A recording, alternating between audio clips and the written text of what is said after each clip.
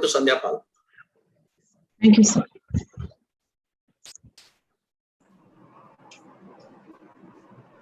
I think Very good.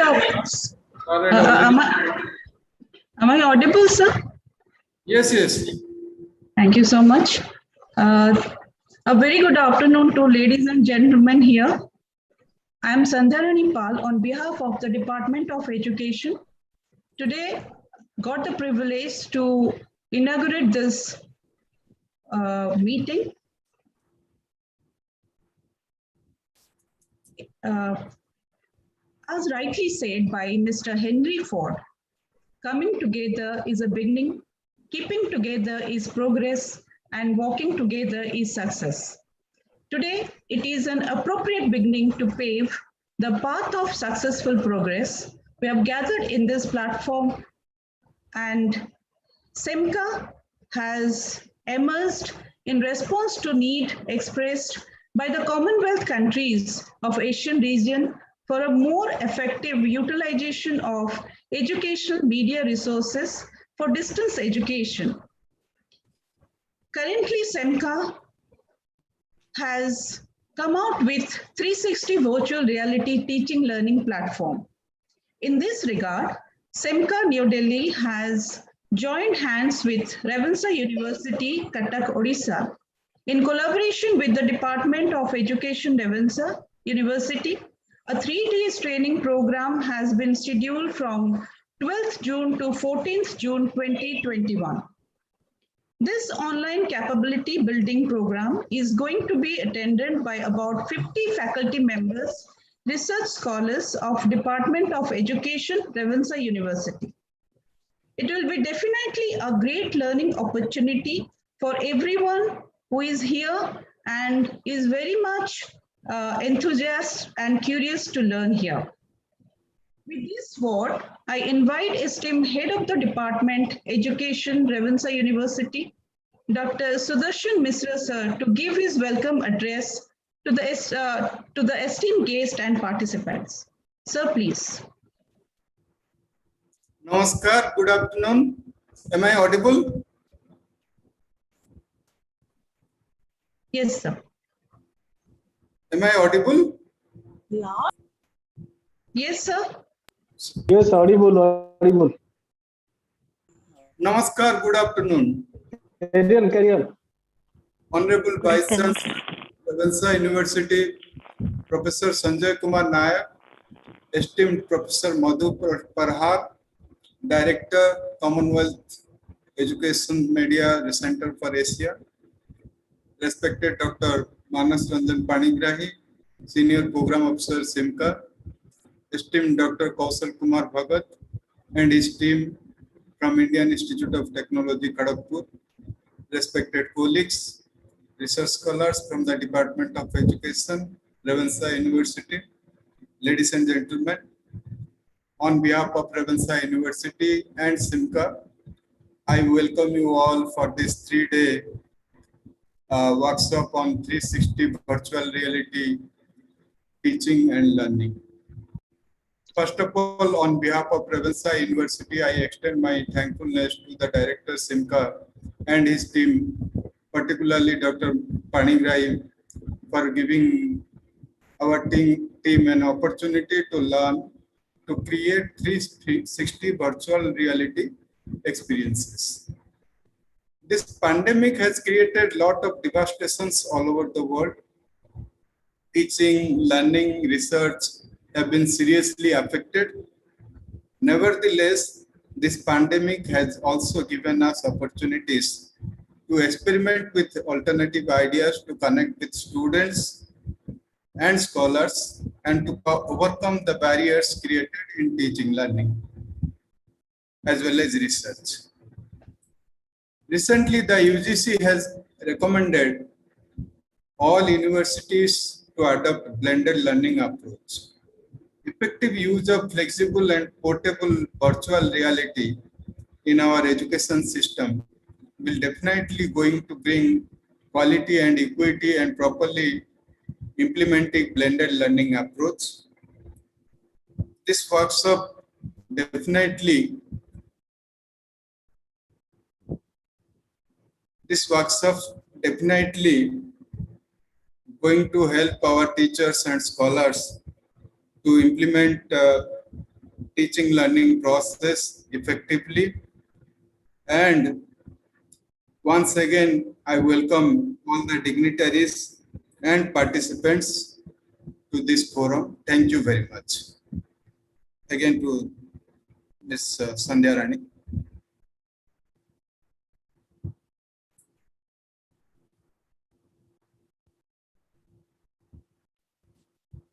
Thank you so much, sir.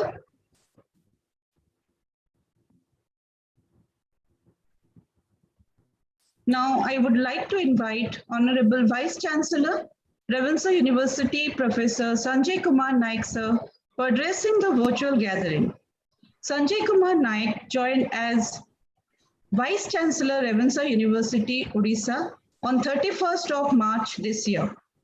Professor Naik was former Director General of CIPT, has more than 30 years of expertise in teaching, research, and technical consultancy. So now I would like to invite Sir. Sir, please. Thank you, Sandhya, for a nice introduction. Professor Madhu Parhar, Director, CEMCA. Dr. Manas Ranjan Panigrahi, SPO, CEMCA. Dr. Sudarshan Misra, HOD, Education and Controller of Exam, Ravenshaw University. And the most important, the resource person, Dr. Kausal Kumar Bhagat and his entire team of IIT Kharagpur. Good afternoon, everybody. And once again, welcome from Ravenshaw University to this 360-degree virtual reality teaching and learning, which is being organized by Commonwealth Education Media Center for Asia, New Delhi, in collaboration with Ravenshaw University Department of Education. I understand about 50 faculty members, research scholars will be benefited from this 3-day seminar or workshop, whatever you may name it, from 12th today onwards to 14th June. And there are topics which are of very interesting, which I was just looking at: use of virtual in teachings and learning, concept of 360-degree, demonstration of 360-degree, various interactive question answer session. What a coincidence, today we had a meeting with the state government higher education department, a brainstorming for last 3.5 hours, which is now being shown in all the new channel. All the vice chancellors were interacting with the Honorable Minister for Higher Education, wherein Principal Secretary Education and all the top people were there to understand how to give quality education and conduct of examination with this pandemic. You know, always, wherever there is a crisis, there is an opportunity. And there are a lot of ideas which comes in. I am representing an institute which has got 50 branches across the country, which is under Department of Chemical Petrochemicals, which I served for more than a decade. We have been talking about blended learning or blended skilling, online, offline, people who are already working in the factory industry connect, how they cannot come to the machine, but still they can be at the best possible maintenance engineer, best possible quality control engineers, because they're dealing with technology. And the technology are mostly robotics today with all artificial intelligence. Like UGC, we are also having a Council of Higher Education, which deals with these type of issues. And we are all searching for modalities of teaching and learning, precisely which will help both the stakeholder, the students' fraternity, as well as the faculty. I am 100% sure, I'm fully convinced, Professor Misra is taken up this workshop with Commonwealth Education Media Center at the right time. The input, the recommendations from this will immensely help me to explain to the government of Orissa on 18th about our decision. I can fully convinced this is one type of teaching where the student is the winner and the faculty is also equally comfortable. I don't want to talk much. The best thing is to have a very formal introduction. With this, I wish this 3 days workshop a big success. I will be happy if Professor Mishra can give me a small note after 3 days and his recommendation from the IIT as well as from the CEMCA, which can help us to look it forward in our university.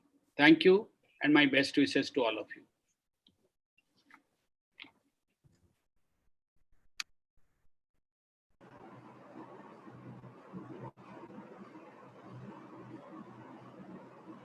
Thank you, sir. Thank you. Over to Sandhya.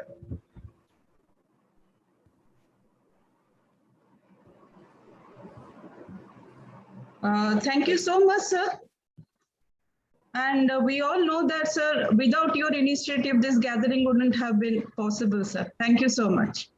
Now, I would like to request and invite Professor Madhu Pahar, the Director, Commonwealth Educational Media Center, Asia, for addressal. Professor Madhu Pahar joined as Director, Commonwealth Educational Media Center for Asia on 3rd June 2019. Previously, she was Professor of Distance Education in Staff Training and Research Institute of Distance Education, STRIDE, at IGNOU, and was appointed as Director of STRIDE in November 2008. Madam, I would like to invite you to tell something to us, and we are eagerly waiting to hear you, madam. Over to you, madam. Thank you, Dr. Sandhya, for those nice introduction. Vice Chancellor of the University, Dr. Sanjay Naik, Head of the Department of Ravenshaw University, Professor Sudarshan, all colleagues and research scholars of the Ravenshaw University, the expert of this 3-day workshop, Professor Kaushal from IIT Kharagpur, my own colleague, Dr. Manas Ranjan Panigrehi, who is behind the designing of this workshop. Friends, all of us, we know, firstly, I would like to say Ravenshaw University, it was earlier a college, now it has become university, one of the best colleges, not only in the Orissa, but in the country. So I must appreciate, because it's going to be the one of the best universities also in the country, because from college you have grown to the university. That's because you had quality. So quality is the hallmark, and hence you are the university. That's very, very important part. And CEMCA is happy to collaborate with the Ravenshaw University. So now coming back to, as Professor Sanjay Naik, the Vice Chancellor, he said, all of us, we move to this online education, rather the use of technology. Was technology not there before post-pandemic, or it came only after the pandemic? It's a mixed reaction. Definitely it was there, but the usage, the way it is being used now, it's much more. All policymakers, like the Vice Chancellor was just telling, that they had a meeting of with all the Vice Chancellors of Orissa, with the Minister and the Principal Secretary, how to move towards the technology.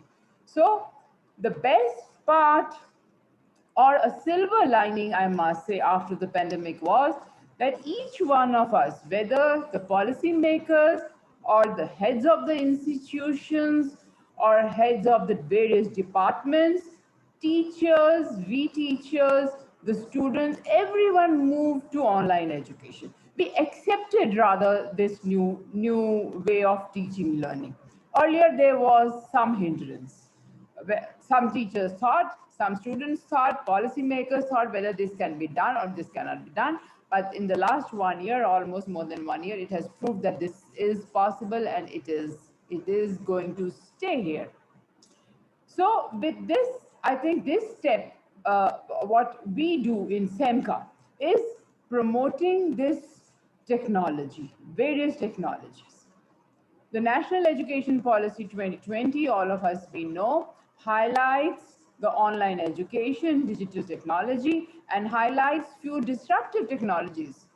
Repeatedly, they have used this word disruptive technology in the policy document. And what is this disruptive technology? Right from artificial intelligence to data analytics to learning analytics to virtual reality, and so on and so forth. So here we are on this virtual reality. I had heard about 360-degree appraisal, but never heard about the 360 virtual reality in teaching and learning. So we are here to learn how Professor Kaushal is going to explain us, describe us, that how it can be used in teaching learning. Last point which I just want to mention is because the Vice Chancellor said that he needs a note from the head of the Department of Education, Ravenshaw University. Professor Nayak, I must tell you what we have innovated in the last almost 6 months and 7 months, and I must appreciate my colleague, Dr. Manas. One of the innovation is that, as we all know, that online education, Government of India, UGC, Ministry of Education, everyone, they have said that the top 100 universities can launch online courses. Where is the time to train the faculty? What is the mode of how to train the faculty? So CEMCA has developed a 2 weeks faculty development program at how to create these online courses, to put it on SWAM, a small MOOC. It's an online course. So I hope all of you, and we will see how we collaborate with the university, Ravenshaw University, or a group of institutions in Orissa, so that all teachers of Orissa, whether colleges or university, take this course, and whosoever wants to develop post-online courses, they can do it and learn it and put it on SWAM. The target is large. Target is almost 10,000 courses to go on SWAM. And this is what the UGC document says, and it is online. It is on internet. Go and find it out, and you will realize that who will do it? You teachers, we teachers will be able to do it. But we need to learn, and that's what CEMCA.Manas has initiated that. So that is one of the things. Another, I must say that we have another very, very important course which has been launched is on the academic counselors training, which has been done by the Orissa State Open University in collaboration with the Orissa State Open University. In CEMCA, we are doing many such things. We will see how we can collaborate with Ravenshaw University. Very important. All teachers, college teachers or university teachers, one of the areas where they need skilling is ICT. All of us, we say we know how to use ICT. हमको पता है Google Classroom में कैसे जाना है, Google Classroom में क्या हो सकता है, forms कैसे बनाने हैं. But there are many, many minute things, minor things, which each one of us we need to learn. And especially Ravenshaw University is one of the best universities. But if you go to the colleges or colleges, any other colleges in Orissa, maybe the teachers, they are not so well versed how to integrate technology into the teaching learning. That's very, very important, and especially now through the online mode. We are here to learn this 360-degree virtual reality teaching learning and how the education sector, all of us, we belong to the education discipline. So I will be more interested in learning that how Professor Kaushal is going to integrate this in our teaching learning. I wish each one of you all the best, happy learning, and thank you so much. You all are here on Saturday and you will be working Sunday as well as Monday. Wish you all the best and look forward for more collaborations from your excellent university. Thank you. Thank you so much, madam, for your motivating words that really will encourage us to learn more and more from this platform, madam. Thank you so much.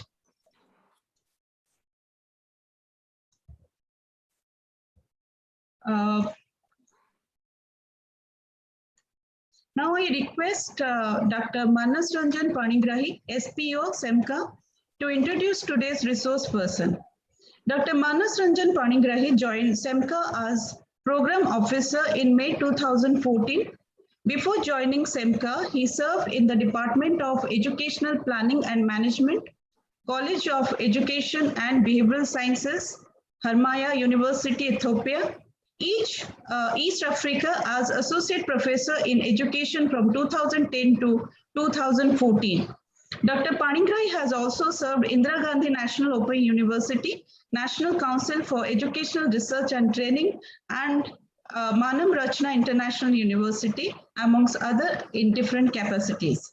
Sir, please, I would like to request you to introduce today's resource person. Over to you, sir. Thank you very much, Dr. Sandhya, for your nice introduction and anchoring what you are advised to do. Thank you very much. And Honorable Vice Chancellor Sanjay Kumar Nayak, Revensa University, my colleague and friend, Professor Sudarshan Mishra, Head of the Department, Education, Revensa University, and with the important capacity of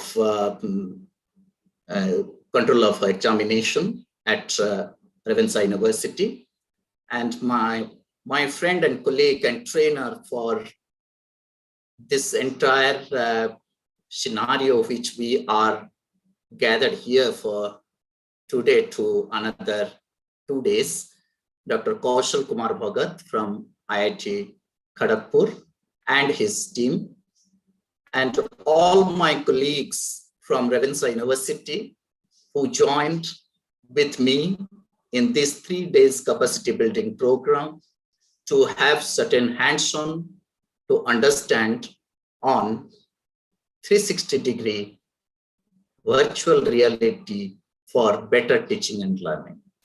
So I am really immense pleasure to introduce this man of architecture who is given a shape to this 360-degree platform. That is Dr. Kaushal Kumar Bhagat. He is currently working as an assistant professor in the Advanced Technology Development Center at the Indian Institute of Technology, Kharagpur, which is one of the premier institutes in India, and a lot of contribution to world technology. He received his PhD from the National Taiwan Normal University in September 2016. He then served a 2-year postdoctoral position at the Smart Learning Institute at Beijing Normal University. He has published several referred journal articles and book chapters. In 2015, Dr. Bhagat received NTNU International Outstanding Achievement Award, which is one of the prestigious awards on technology.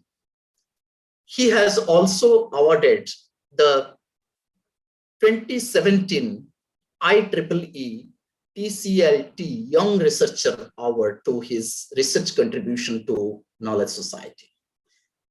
In 2020, he received APSCE Early Career Researcher Award from the Asia Pacific Society for Computers in Education. He is an associate editor of the British Journal of Educational Technology and editor-in-chief of Contemporary Educational Technology. He is also an editorial board member of several reputed international journals. He is a consultant to my own organization, Commonwealth of Learning, which is situated in Canada, and so we are at in regional center, that is Educational Media Center for Commonwealth Educational Media Center for Asia, which is called as CEMCA. His research area in interest includes very prominently, I can say here, online learning, augmented reality, virtual reality, flipped classroom, formative assessment, and technology enhanced learning. He has a lot of things in very short span of time in his career, and I wish his all success in future to contribution to Indian education system.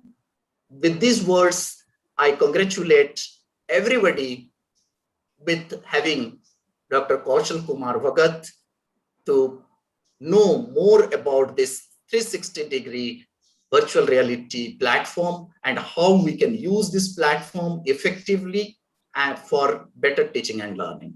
So I welcome Dr. Kaushal Kumar Bhagat on behalf of Ravensa University and on behalf of CEMCA, and at present I can take this opportunity to welcome you on behalf of all my colleagues and participants who are participating this 3 days workshop. Now over to Sandhya. Thank you so much, sir. Now it's the time has come to thank you all, and my heartfelt thanks to our Vice Chancellor, Professor Sanjay Kumar Naik, and Director Madam Pahar Madam, because of your collaboration and your initiative, this workshop has come to us, and we all are eagerly waiting to learn from this workshop. And I thank Manas sir and our resource person and the team members who have planned to give that opportunity to learn virtually here. And thank you all. Thank you, the head of the department, Dr. Sudarshan Mishra sir, to plan to give this opportunity to us. Thank you so much, sir. And now to start the session, I would like to say from all of us on behalf of the department, we all are feeling great to have you, sir, Dr. Kaushal Kumar Bhagat amongst us. And after hearing so much from Manas, it is really great to have you, sir. And when such a tall man is before us to transfer his knowledge and experience with us, I would not stand on the way.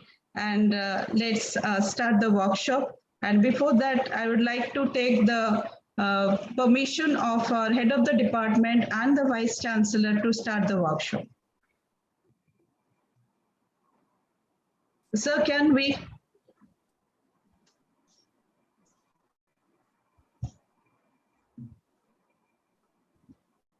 Sudarshan Mishra sir, would you allow us to start the workshop, sir? Yes, yes, please. No need of my permission. Please. Thank please, you so much. Professor Kaushal, please start here. Very good afternoon to all of you. Honorable Vice Chancellor Professor Sanjay Naik sir, Professor Madhuji, Director CEMCA, Dr. Manas ji, Senior Officer CEMCA, Professor Mishra ji, Head Ravensa University. It is our great pleasure that you have given us the opportunity to present our product 360 VR, EduVR. The journey has started in the last year after the COVID.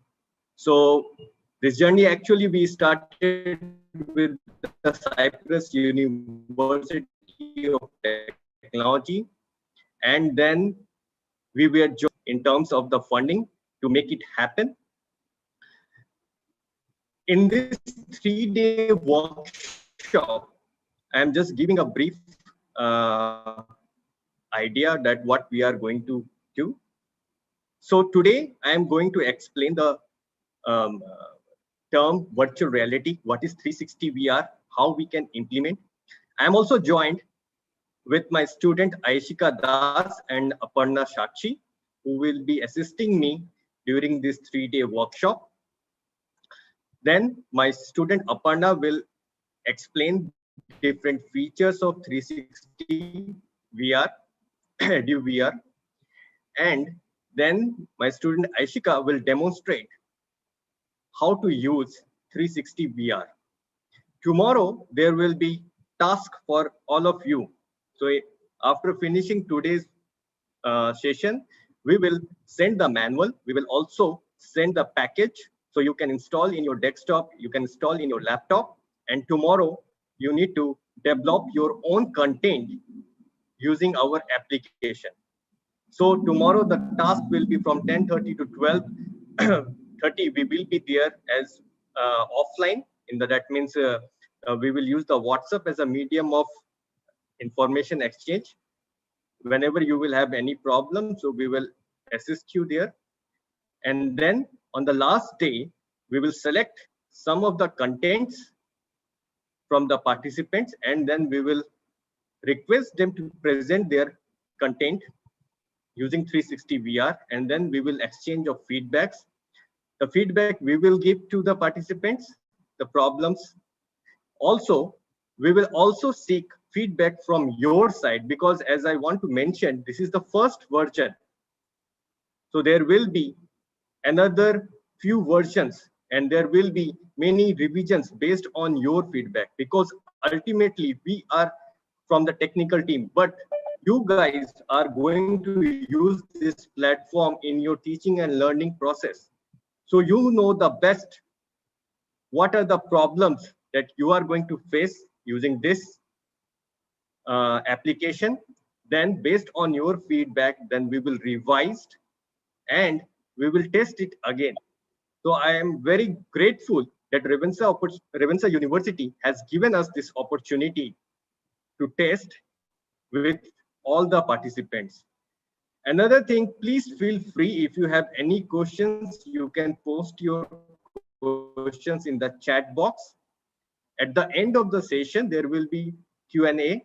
We will go through all the queries by the participants, and we will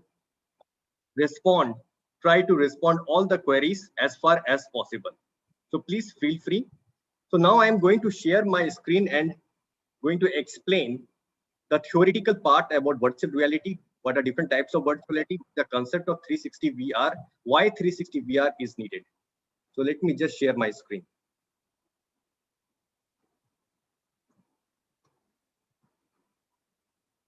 So Dr. Manas, is it my screen is visible?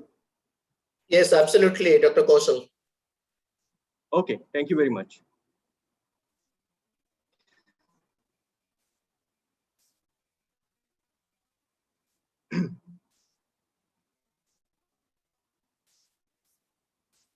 So I have in 2013, and during that time, there was the term virtual reality and augmented reality. The journey of these new technologies just started. So then I moved, and then I was doing my research and continued my research, because these are very wonderful interactive technologies. So there are different areas where I am doing my research, whether it's engineering education, whether it's medical education. So there are a lot of application of these technologies. So if you see that after the COVID, we have suddenly shifted from offline learning to fully online learning, right? Now, usually in the online learning mode, what we are doing, either we are making blended form of online learning. That means we are first recording our videos, then uploading the videos, and then the students are going through the videos And then you have a live session, or you might have a dashboard where the students are posting their question and then you are answering the question. So this is one mode. Another mode is you have a direct live class sessions are going on. But there are, as a faculty of IIT Kharagpur, I am also teaching a course or two courses where 200 students, 250 students are joining that course. It's very difficult. And I myself faced some of the challenges which I am sharing with you. First and very important is that the learning content that you are providing, is it engaging in nature? Because in the offline, you can see the students very well. You can understand whether the students are understanding the concepts or not. It is easy for us, right? But basically, when we are teaching online, it's very difficult to engage the students. So until and unless you are making your content engaging content, it's very difficult. Second, is it the teaching learning process which we are following? Is it enjoyable? It is joyful or not? Right? Sometimes it happens in online learning that it's a one-way communication, right? You are just, there is no response sometimes from the students. So might be there is a monotonous environment is there, right? So how you can make your teaching and learning process more enjoyable for the students? Third, very important, is interactive.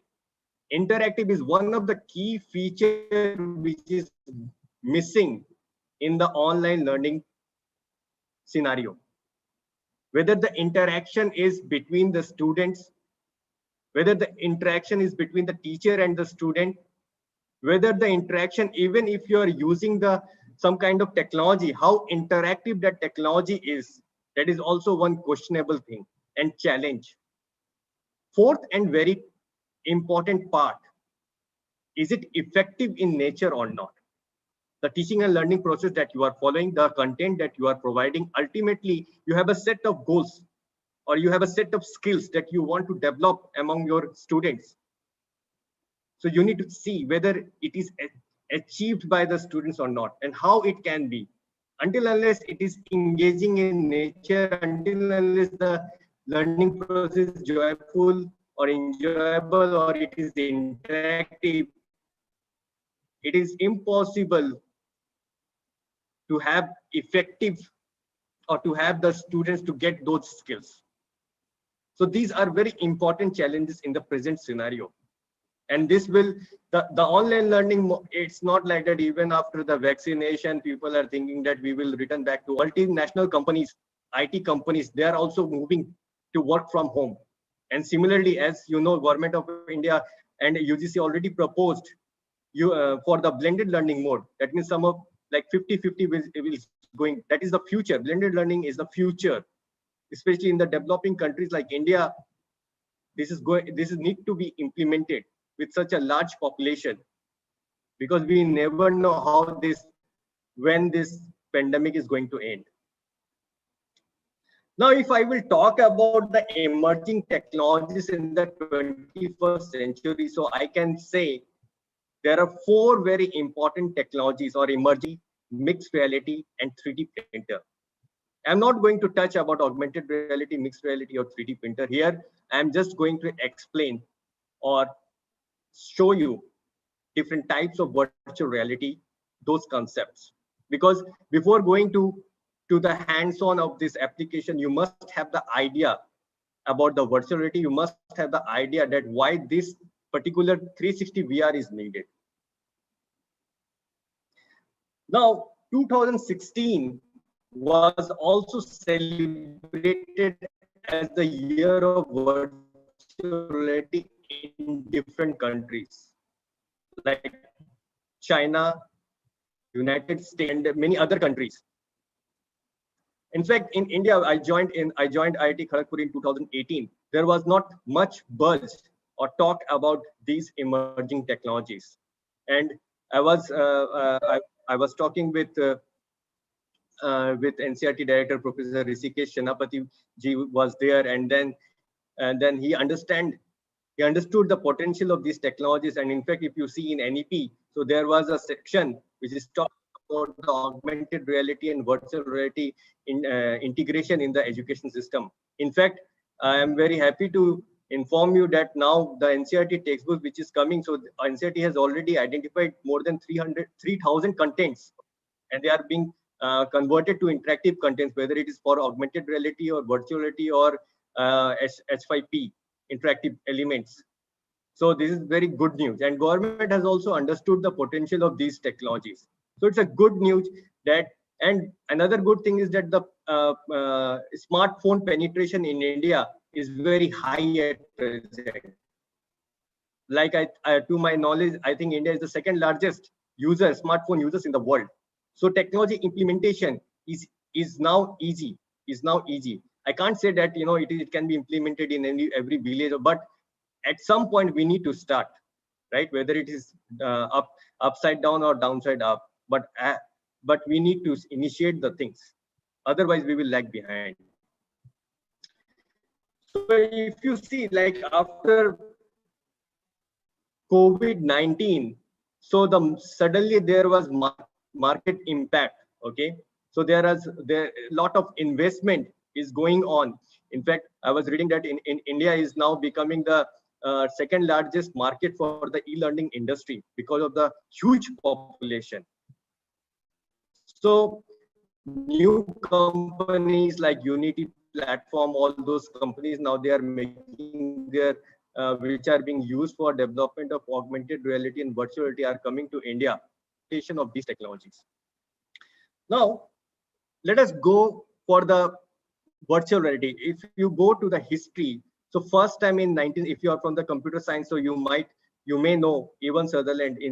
Actually, he is also known as the father of computer graphics. He first created the VR and AR head-mounted display system.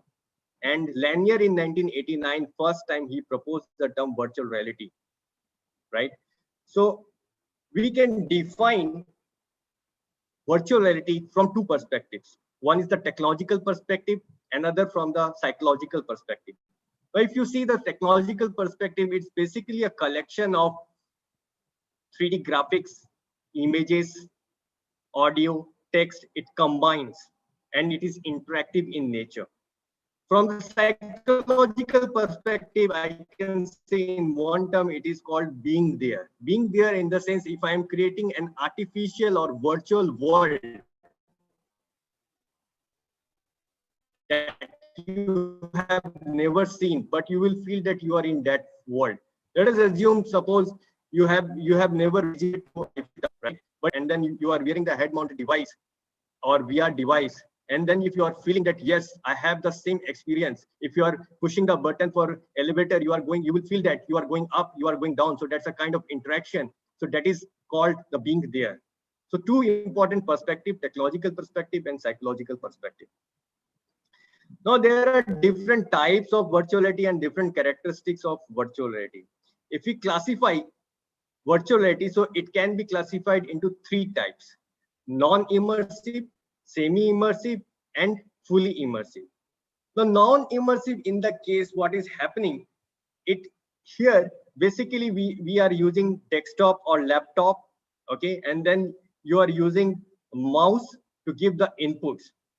The environment is not directly interacting with you, okay, you are just putting the messages and inputs, and then it is happening. So if you have played any kind of computer game, so that's a best example for non-immersive virtual reality. Okay, in the semi-immersive, what is happening, it basically providing you some partial virtual environment, right? So it's some kind of projection of 3D graphics in front of you, but in this case you are not disconnected with the real world. You are sitting in the real world. You can see the physical world around you, but in front of you there are some projections which are showing you the virtual world. And then there is kind of immersiveness, or you can say that you are feeling that or is one good example is that there are many flight simulators are there where the pilots are being trained. So that is one example of semi-immersive virtual reality. However, in the case of fully immersive virtual reality, here you are totally disconnected by the from the virtual or from the physical world or the real environment, because you are wearing a device, you are wearing a head mounted device, so you cannot see anything in the real environment.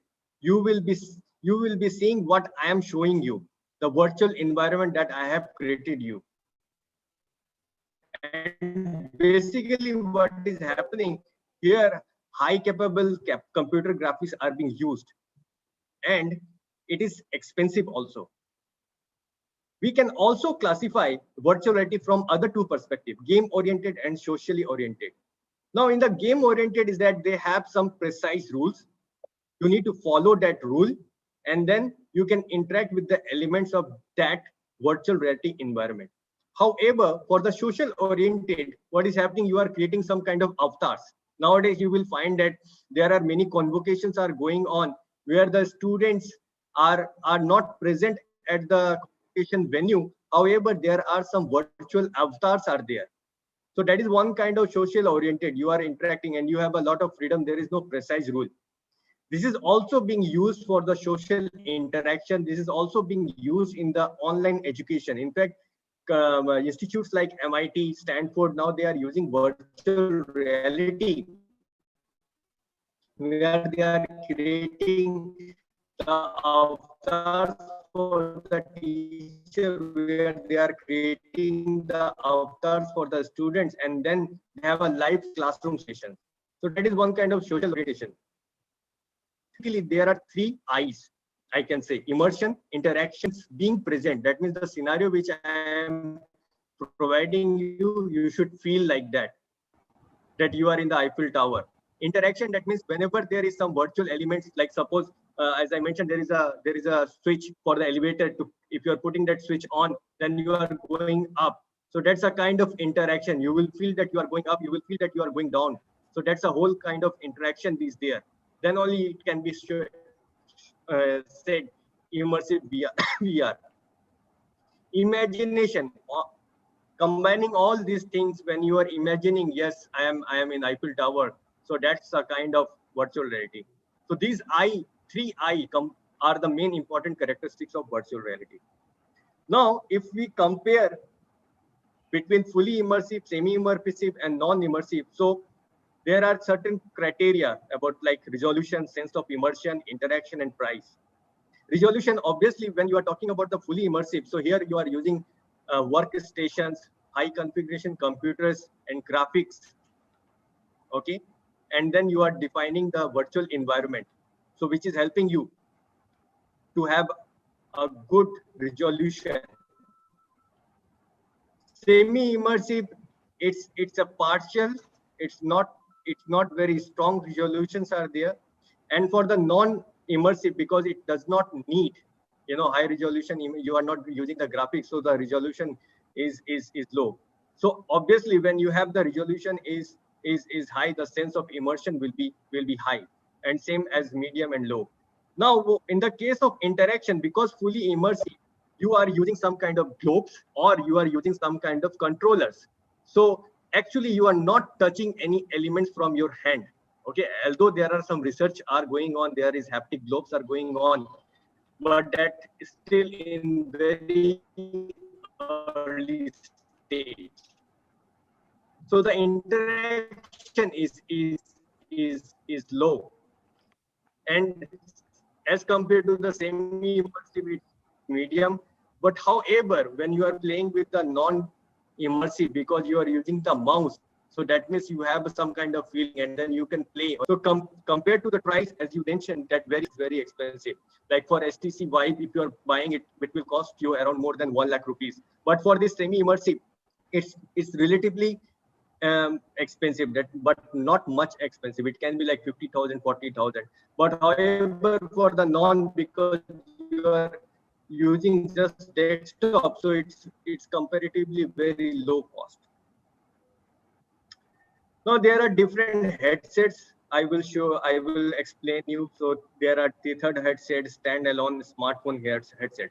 Now this one is the tethered. Here you can see that you are wearing some kind of head mounted devices which is connected with the high configuration workstation.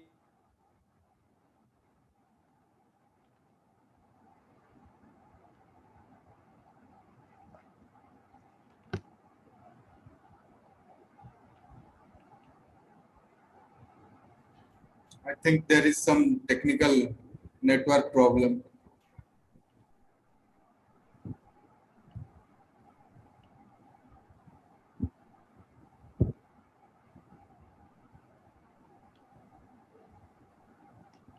Hello. So can you hear me? Yes, Yeah, yes. right. Yes, there is some network issue, so there was some breakdown. So yeah, so I'm just talking about different types of VR headsets. So here you can see you are wearing the head-mounted device and it is connected, and then you are using the controllers, okay, for having the virtual Sir, your environment screen is not visible. experience. Please share the screen. Oh, screen is not visible. Yes. Let me. I think because of the network issue.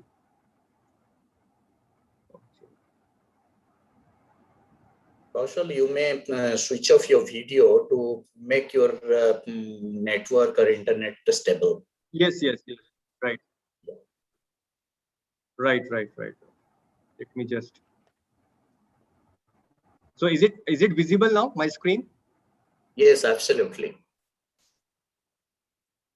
Okay, just a minute. So how about now? Is it okay, right? Yeah, absolutely. Yes.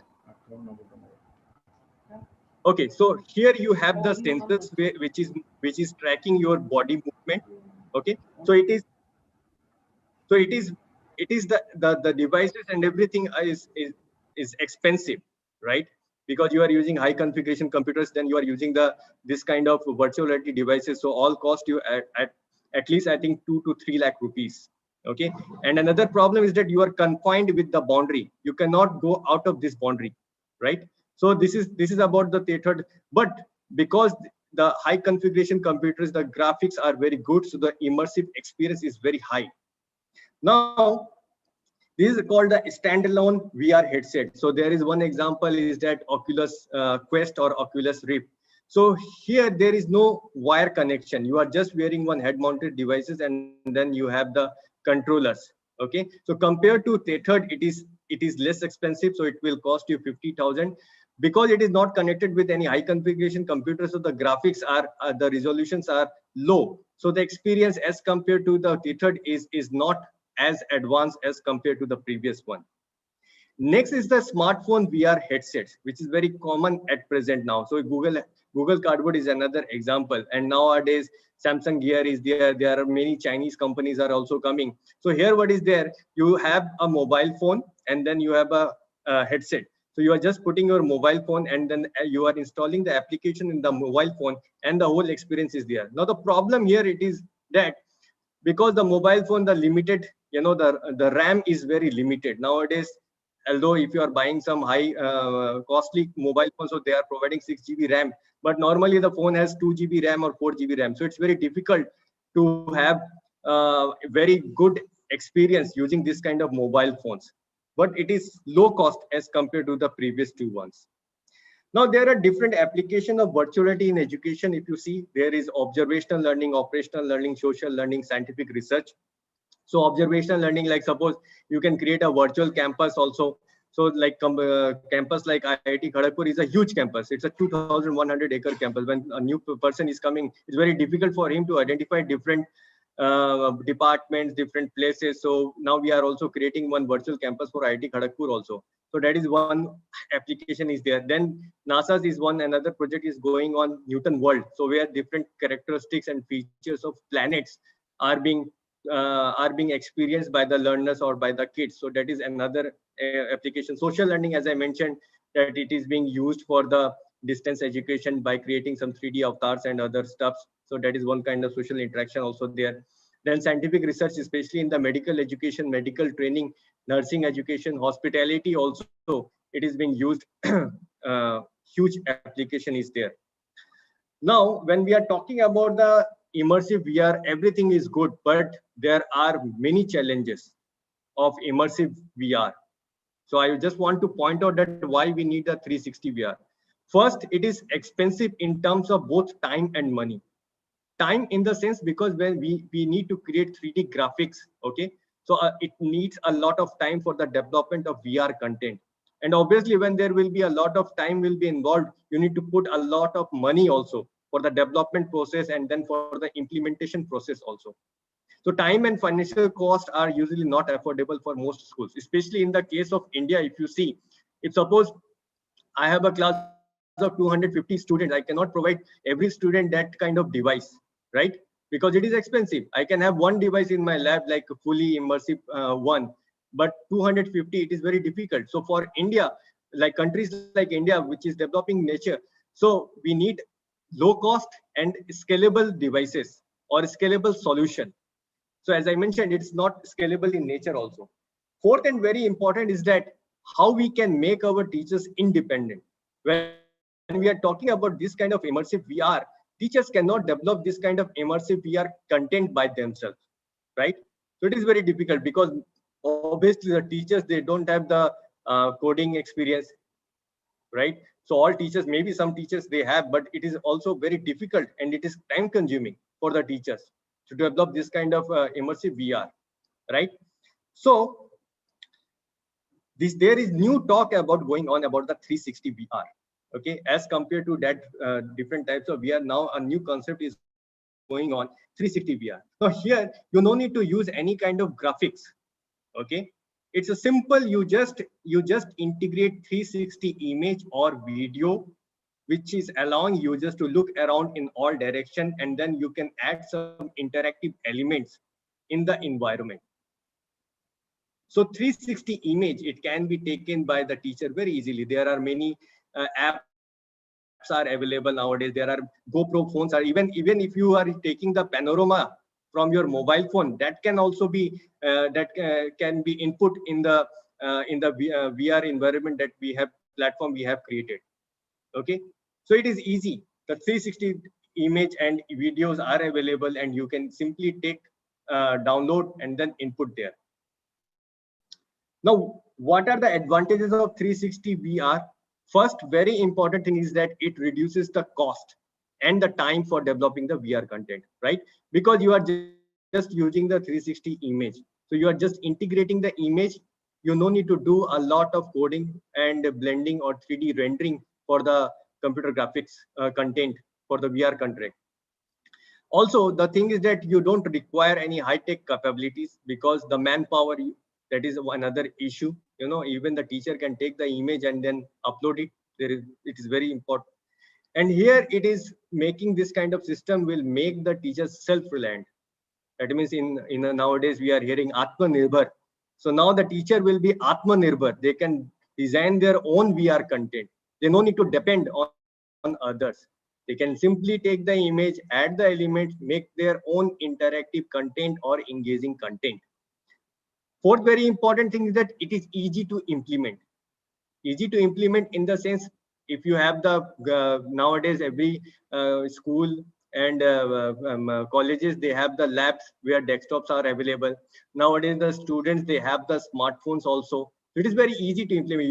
You no need to provide any kind of VR device as compared to I have shown you previously, like Tethard, like another standalone, or even for the other type of device. It is not necessary. Even a simple desktop, that can be easily understand. Final and very important point is that authenticity of your learning context, right? When you are using the computer graphics, the authentication or the authenticity of the learning content is not so much as compared to when you are taking a real image. Suppose you have gone to a museum and then you have taken a 360 image of that museum, and then you are using that image to develop your own content to teach some of the concept in history or some other areas. So those images are very real images you are taking. So that is making you are creating one authentic learning environment, which is very important for your students as compared to those computer graphics or 3D models that you are using, because that is being rendered. Okay, it doesn't look as real as you are comparing with the 360 image or videos that you are giving input. So these are the different advantages of 360 VR when we are using. Now, what kind of devices are required for the 360 VR? So there are different, like omnidirectional camera for taking the image or video. There is multi-directional camera is there. Even if you can use the panorama, as I mentioned, then you can use the Google Cardboard if you have the Android version application that we are developing, you can install it, or simply as I mentioned it, you can use simple desktop also to provide the virtual reality experience for the students. Now the question arises that how or what are the ways of using VR in online learning, especially when we are talking now, we must take into account that how we can make the online learning more interactive and engaging and effective in nature. So you can do enhanced online training simulation. Suppose in engineering part, we have different machines, configurations are there. So I can take different 360 videos of the machines. I can integrate those, and then I can provide the online training for the students, for the lab classes also. Gamification in e-learning courses, like you can add some games also, right? So that my student will explain how the gamification can be added. Then customized learning paths in web-based courses. Sometimes what happens that you are teaching in one direction, the students is thinking in another direction. So in this VR 360 VR edu that we have developed, you will find that how you can direct the students to a particular path. Okay, so there will be a checking points also. Then you can have the real-time data also, that whether the students have gone through those important points or not. Then learning assessment with visual feedback. Obviously you can make your assessment also interactive, so that my student will demonstrate how it can be. And finally, we can have the advanced learning analytics in online learning or training, I can say. That means when the real-time data we can use. So even like tomorrow when you will be developing your content, so we can directly monitor in the real time who is developing, who is what doing. And in this way you can use artificial intelligence or machine learning to give immediate and informative feedback to the students. So these are the different ways of using VR in online learning. So what we have provided this solution 360 VR educator, where you can create, learn and guide immersive learning experience in the virtual reality. So this is all about what I want to explain about the virtual reality, different types of virtual reality, why 360 VR, why 360 VR is needed, what are the advantages of 360 VR as compared to the immersive experience. So yes, Dr. Manas, if anyone has any question, then I can stop here and I can answer. Otherwise, we can move to the next part of this workshop. Thank you very much, Kaushal, for your introduction and making us to familiar with VR and particularly objective of this 360-degree VR. So now open. We can have 5 minutes for open discussion. If anyone have any questions, you can just raise your virtual hand using here reactions. So that you can ask a question, your question, query, or any suggestion or any impression on this talk, please. You can put your questions in the chat box also. No worries. Yeah.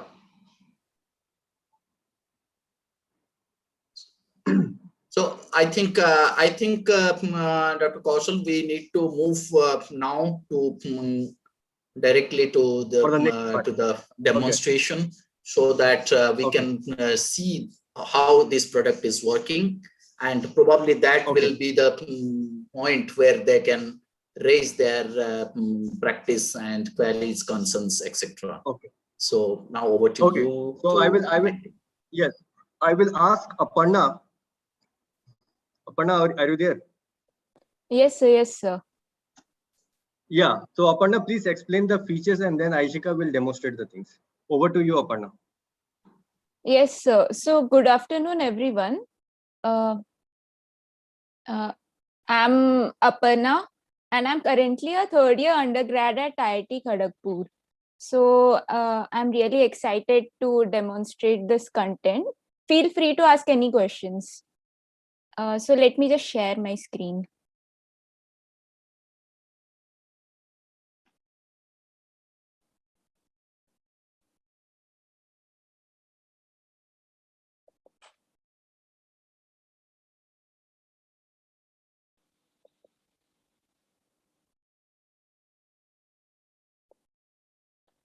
So I think my screen is visible now. Yes, Aparna. Yes. Yes. So let me just present it. So this app is basically to create, connect and learn lessons in virtual reality. So about the app, this using this 360 VR educator platform, teachers can create learning experience for students, and teacher can guide students as well.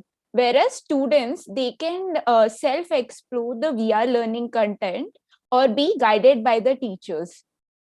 In my subsequent slides, I'll explain how these are done.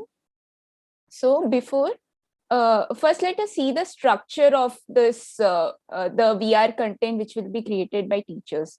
So on the topmost level, there are courses. So teacher will create courses, and then courses will consist of lessons, like various lessons. And then inside lessons, teacher can add teacher can add chapters which are either a 360 image or a 360 video. And then inside chapters, they can add some game elements like audio, portals, text, images, and buttons. So let's move on to how teachers will create. So first teacher will have to create an account, will have to log in and create an account. After that, I think Aishika will demonstrate. After creating an account, the teacher can see the dashboard, and they can either create new courses or add content to the existing courses. So inside courses, they can create various lessons, and in the lessons, they can modify the lessons or preview their content in VR mode. So if they are trying to modify the lesson, they will come to a scene called chapter creator tool. Inside the chapter creator tool, there are various options like plus icon, back button, don't rotate checkbox, save button, which will be demonstrated. And inside the lessons, they can create 360 chapters, like these are the 360 chapters.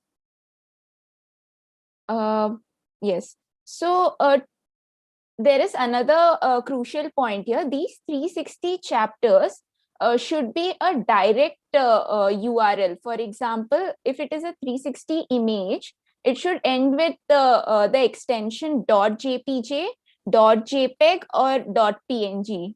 And if it is a video file, it should end with the extension .mp4. After which, so in order to create this direct URL, there is a platform called Cloudinary. All you have to do is go to this https://cloudinary.com, create a free account, log in, and then access the app. And then you can upload the images, like you can go to the media library first, then click to upload the image from the local computer, and then select browse to like upload the required image. After which, just copy this URL, and this URL will be copied to the teacher's clipboard, and then they can just simply paste in their app. So now let's see, these are the following game elements which will be present inside the chapter. So first is this panel element. Panel element consists of text, images, and buttons. We will look into this in detail. And audio element, in audio element, teacher can add a narration. Like they can add audio files and create a narration. Portal element is something like a hotspot. It's something like you're teleporting to a different scene. You're going from one scene to other scene by just a click. So this is panel element. So in order to create game elements, teacher will just have to drag and drop these icons and position it appropriately. After positioning it appropriately, they can access various, to modify the elements, they can access various options by clicking on this icon, this pencil icon. And then after creating their content, they will have to save their content by clicking on the save button. So here is how a panel, here is how you can add images to the panel. Like they can, first you will have to give a unique image name over here. And then you will have to load the image and then drag and drop the image over here. And also note the web URL here should end with like .jpg, .png or .jpeg. After loading, you will have to just click on this add button and the image will be added. So user can also add text, like they can add captions for the image by just clicking on this, by just drag and dropping this text over here. Next we'll come to buttons. So the purpose of buttons is that teacher can create interactive quizzes as well for the students. For example, using the text element, they can create a question, and using these buttons, they can create like they can create an MCQ questions in which 4 options are wrong answer and 1 option is a right answer. So let's see the next element. Now we will come to audio element. In audio element, teacher can give the file URL, the sound file URL, which should be in .ogg format. And then they'll have to click on load to load the audio. And then they can add a narration to their scene. This is portal element. In the portal element, the purpose of the portal element is that teacher can teleport to a different scene by clicking on this portal icon. So to create a portal element, they will click on this edit hotspot button and then then give the chapter name to which they will teleport when they click on this icon. So these are the 3 elements which I have, which is there in this app. Now, a teacher can preview the content in the VR mode. In the VR mode, they will see a reticle kind of thing through which they can interact with UI elements. This model will be very similar to the VR content. This will be very similar to the VR mode which you actually see in Android and all. Only thing, it will be provided in a Windows platform for present usage. To access this VR mode, to preview in VR mode, teacher can click on this VR icon, and they will they can preview their content in the VR mode. In the VR mode, they can also guide the students. To guide the students, they will have to click on this flag icon. After clicking on this flag icon, they can another thing. There is this panel. They can toggle this panel using right clicks. I think all these will be explained in the demonstration. So in the panel, they can see the students who have completed the this chapter. So this is how they can alert. Now let's see how students, what role student can play. So student can add a course to the chapter. So a teacher will, there is an option for the teacher to share the course URL. So once teacher has shared the course URL, student will just have to paste the course URL here and add the course to their dashboard. Then students can view the course content created by teachers. So they can click on this VR icon to view the content created by teacher, which will again have a reticle pointer, and then like they can enter the chapters, and they can view the elements created by teachers. When this, as I mentioned, the teacher can also create an alert to guide the students. Now students can follow these alerts. When they follow the alert, there will be a guide arrow which will guide the students to the element which teacher has directed.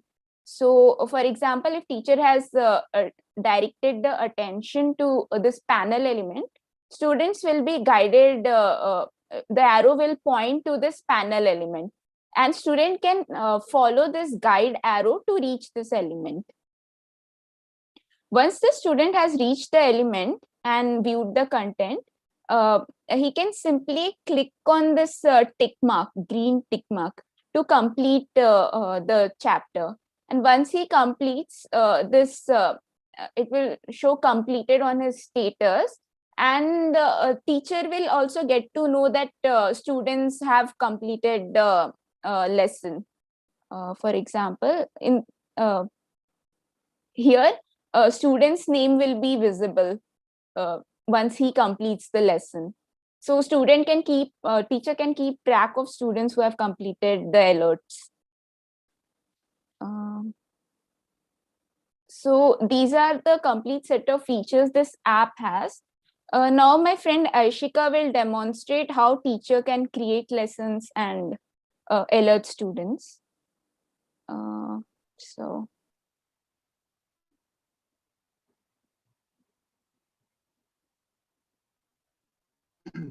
Okay, Aishika.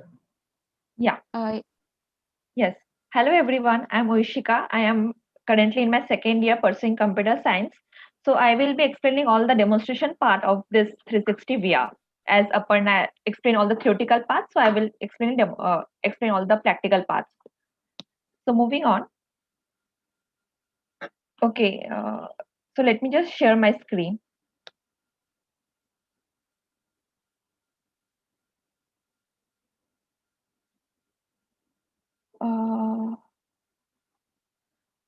Okay, so I don't have the permission to share the screen. Yeah, Dr. Manas, can you give her the permission to share the screen?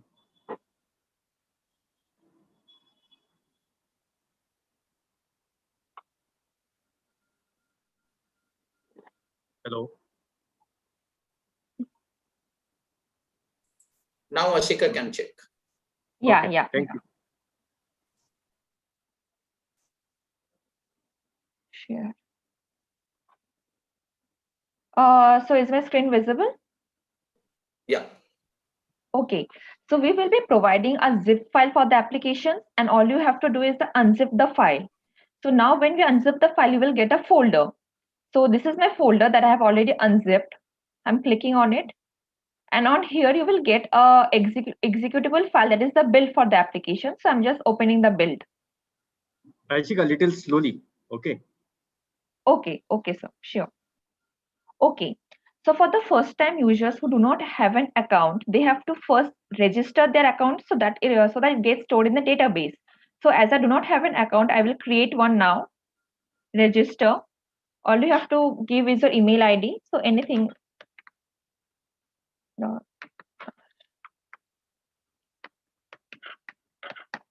Provide with a password.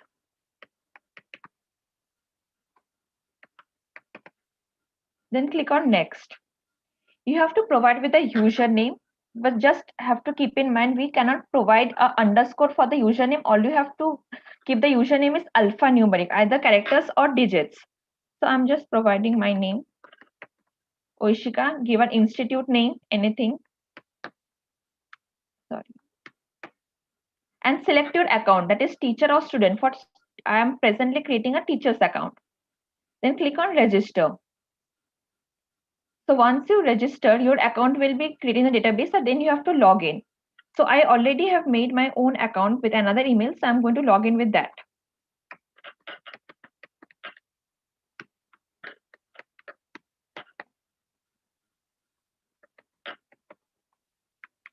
I also want to mention, if anyone forgets their password, they can also opt for this forget password, and an URL will be sent to the email to reset their password.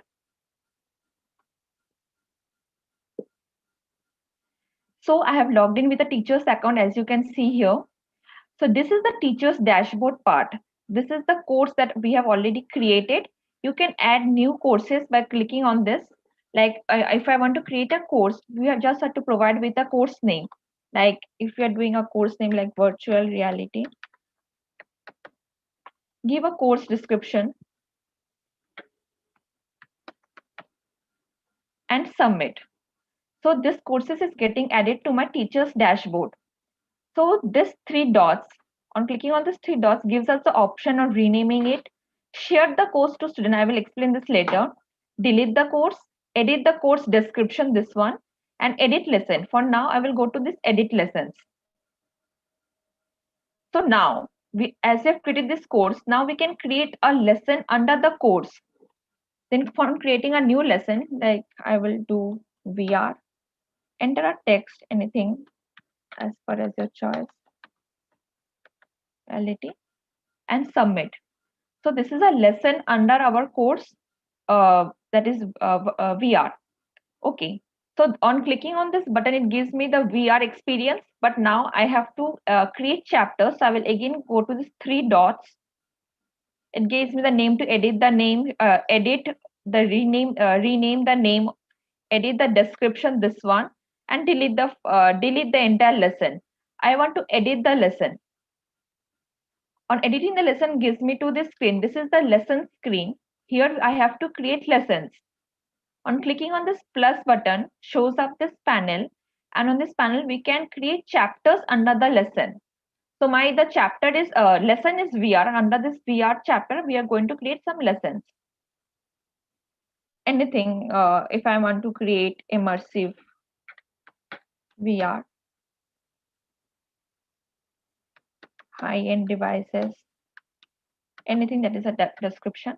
And for creating a file, so if we want to create a 360 image chapter, we have to provide with a 360 image. So for creating a 360 image, I will share. Okay. So as Aparna said, we have to provide with a direct link. So we have to just go to upload an image in the Cloudinary platform. So just for a sake of demonstration, I'm going to show one.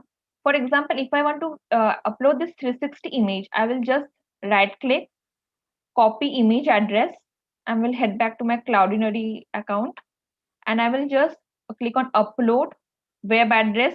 I will just provide with the link, and I will enter. So the file is getting uploaded, the image that I have selected, and it's done. So the image is uploaded, and I have to just copy this URL. Once I copy this URL, I just have to paste it in this files field. And as Aparna has mentioned, for 360 image chapters, we need to provide a JPG or JPEG or PNG extension. And as I provide a JPG image, then I will add. So here I can just hover my mouse and point and place my mouse on the position where I want to place this chapter. And once I locate the position, I will just need to place the position, place the chapter by clicking on the space bar. So it's the place. So this is the chapter. And now I will head back to the chapter. Like we can also edit the chapters, rename, edit the info, and delete the chapter. But I'll just go inside the chapter, double clicking on this chapter. This is the roundish. Another thing I want to add here. So whenever you create a new content, do not forget to press on the save button. Yeah. So whenever you place on the save button, it gets stored in the database. Otherwise, when you log out of your account and log in again, the contents will be lost. So in order to keep these things in your database, you just have to click on save. Then I will just go inside my chapter. So this is the chapter that I've created. So see, this is a 360 image chapter. We can hover everywhere and see. Okay, now we can add some elements to it. For adding elements, you can just click on this don't rotate so that it doesn't rotate now. And on this on top of the right hand, we have a icon here. So these are the three elements that we can add as Aparna mentioned. So this is the panel element. This is the portal element. Sorry, this is the panel element, audio element, and this is the panel element. So first I will explain the panel element. So just drag and drop this element into the scene. Okay, then we can just turn it off. Then we can go to this edit option. Okay. Okay, we can just resize this panel, move the panel upwards like this way, shift it right, shift it left, or anything according to our choice. I just want to edit the panel, provide a panel name, anything of your choice, like panel 1, 2, 3, or something like that. And for now, I want to add an image. We have to add the panel and add an image. So here is the image making drop down here. So I just create an image, give an image name, anything. Then for this file name, again we have to provide the direct link, that is provide with the JPG link or JPEG or PNG, whatever of our choice. So I'll just go to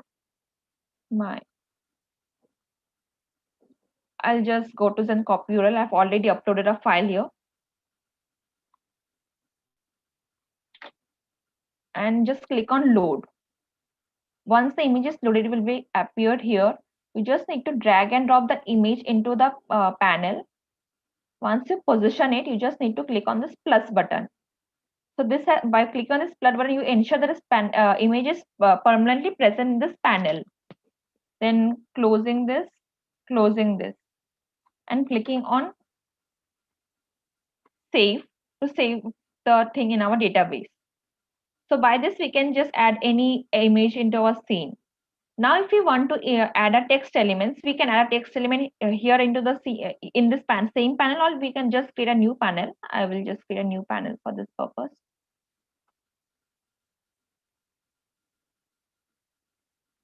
Okay. Edit panel.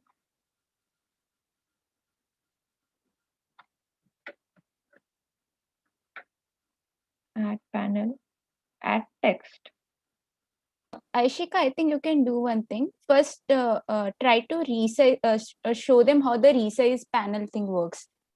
For Okay, that, I'll do first it. You can add text.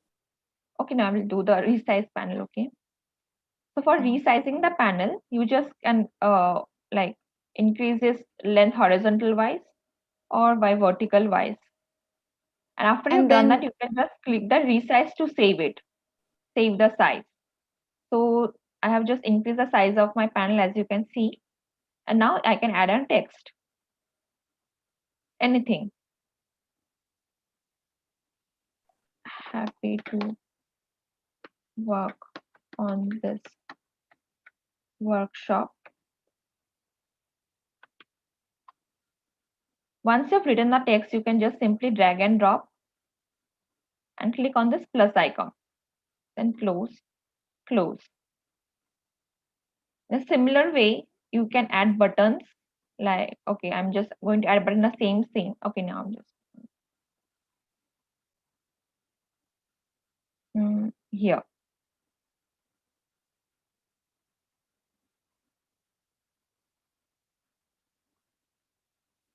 Edit panel, panel name, add. Okay, so for adding buttons, okay, first I can add a text. Let's just assume we are making an MCQ. So MCQ. So I'm just making a question here. Is today Saturday? Plus. Okay, close. So we already know the answer for this question should be true. So we now need a button to make the options MCQ true. And we just provide in the option true. So we know that the true is the right answer. So we just need to pick the right answer wala true and drag and drop in the scene. And click on plus. And then we create another button for the false. So MCQ false. We just provide the label that is false and just drag and drop this wrong answer side corresponding false into the scene. False. Done. Close. So what it does is when you click on this true, it shows it's the right answer.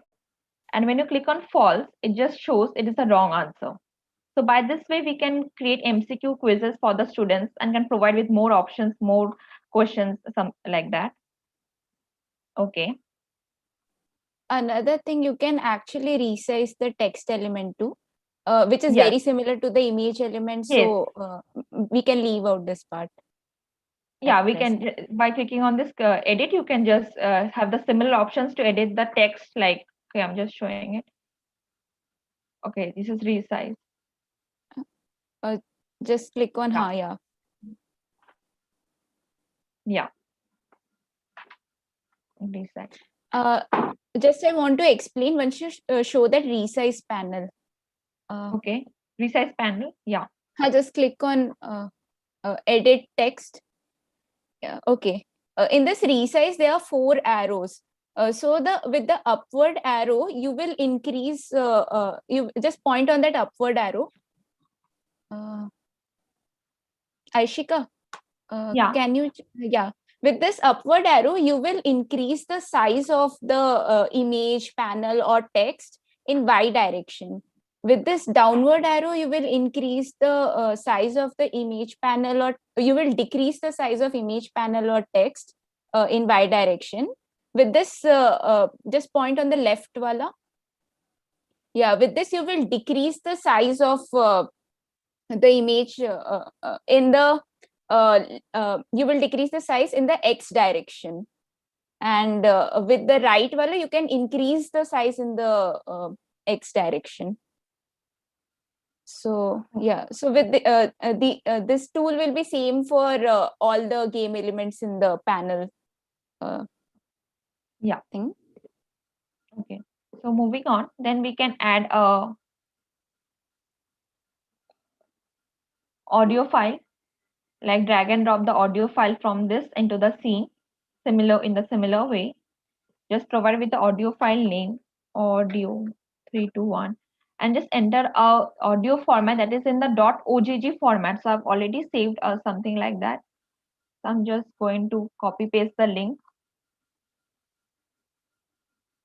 copy link URL, and just paste it here.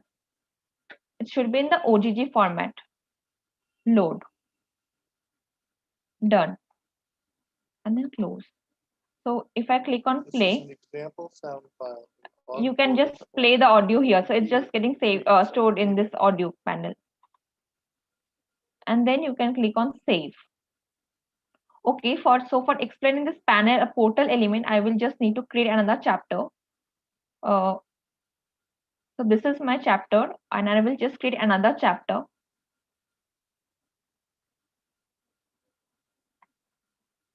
Okay.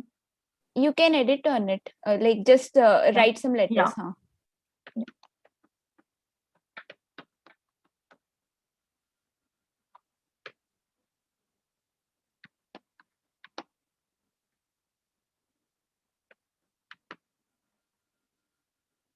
And I will just provide with another link. For this, I will just provide a 360 video link. And I will just paste it here. It is .mp4 format because I am just giving out 360 video here. And I will just set the position and then press on space bar. Okay. So now once I go to this inside this chapter, it is a 360 video chapter. You can just see through it everywhere. Okay. You can now pause this video, or you can just play it from the start and click on play. Anything. Okay. I'm just pausing it now and clicking on don't rotate so that I can place my portal element. So what this portal element does is, portal elements help us to traverse between 2 chapters that are present under the same lesson. Like we have 2 chapters here, that is the immersive VR and non-immersive VR. Currently we are in the non-immersive VR chapter. So if I click on this edit hotspot, that is edit hotspot, it gives me the options. Okay. Okay, first I will provide with a name, hotspot 1. So it gives me the list of the chapters that are present in the same lesson. So we have 2 chapters. Currently we are in the non-immersive VR chapter, And the other one is the immersive VR chapter. So I'm just going to select the immersive VR chapter, click on done. So what it will does is, it will just, if we double click on this door or the portal element, it will just directly take us to the immersive VR chapter that we have previously created, like this. So it is like a door which helps us to traverse between two chapters. Okay. I just want to add here, so this will help the teachers to create the pathway between two concepts. So that means you are directing the students, guiding the students virtually, that which are the two concepts are interrelated. And then if you have the multiple topics, then you can make a relationship. And following those things, the student will follow the conceptual journey. Okay, Aishika, continue. Yeah. Okay. So I think after that, Aparna will continue. I will just Just show one save thing. it once. Save. Yeah. Yeah. I'm just going to save everything. Okay. I'm just going back to my teacher's dashboard. So these are the two courses that I have. So as I've said, the share option, what it does, it just generates a URL for the corresponding chapter that you have created. And when I generate this URL, and it will be, I will copy this URL and will paste into the Zoom link. Okay. I think there's one issue. Okay. I think where is the chat box? You can stop sharing and then Yeah. chat. Stop share. Okay, I will just paste this URL and then Aparna will be able to access the course. She will explain it from here on. So Aishika has played the role of teacher. She has shown how to create the course, and then she has created a link, and the link will be shared to the student. And once the student will have the link, they will log in from their account, and then they will copy and paste the link, and the whole chapter will be updated in their system.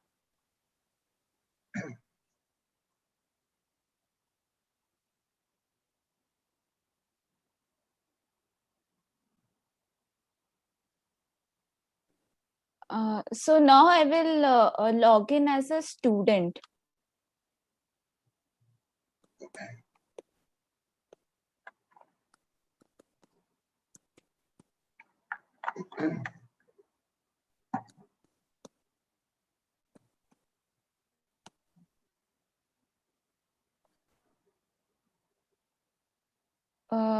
So once I log in, I can these are some courses which I have already added to the dashboard.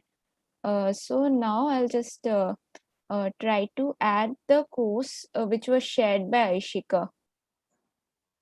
Wait, I actually didn't copy it to. I'll just copy the link shared by Aishika once. Yes, please.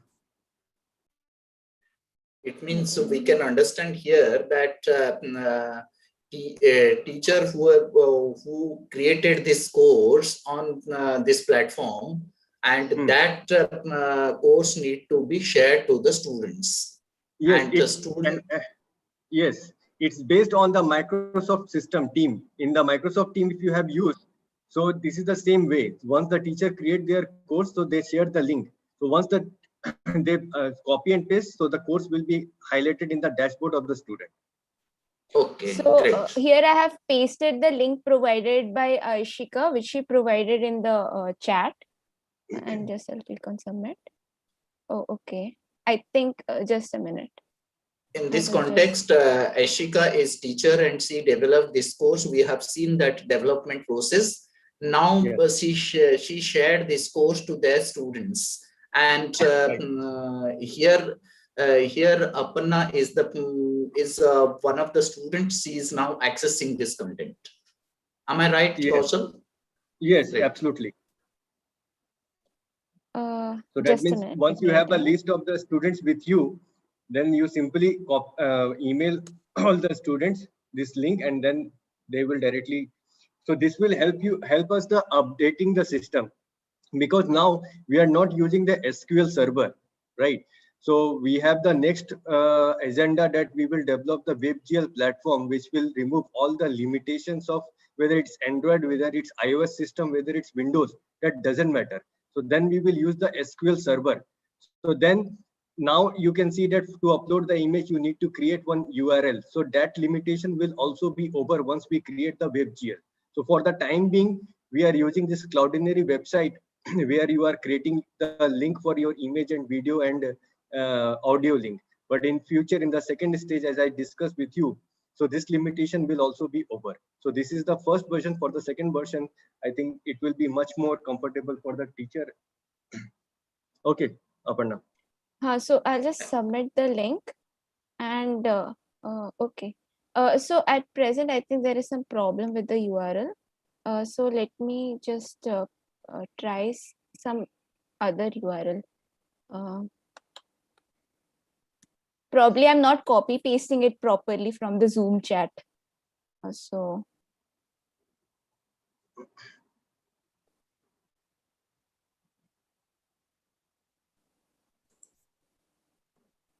Aparna, you can take any existing course you have already. yes, that's what I'm doing.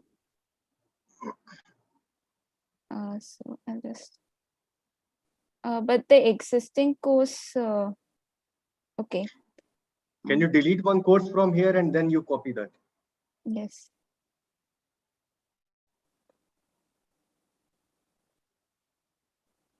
Actually, I think I pasted the wrong course. Wait, I'll delete all of them. Actually, there is the delete will take a little bit of process. Just a minute. I'll just log out and I'll re-log in again.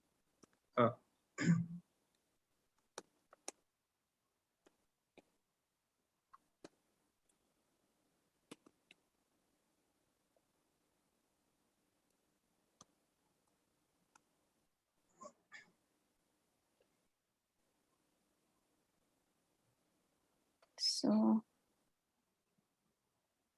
just submit. So now I'm able to create the course, and I can view the course from here, and then I can click on this VR icon to view the content created by teachers. So here is the content. Aparna, can you try again for the Aishika link? Yes, sir. I will try it again. I will ask her to share it through Google Doc probably. Yeah, Aishika, can you share the link? So the students, I'll just explain students part beforehand. So what students can do? Students can view the content created by teachers, like text, buttons and images, and like they can toggle off the panel by clicking on this panel button, and then to go back to the chapter thing, they can create. You can click on this, and then they can see the chapters, and they can go to this chapter, and they can play the audio, and they can so they can play the audio, and they can see the panel, or they can also access the portal element. So let me just go back.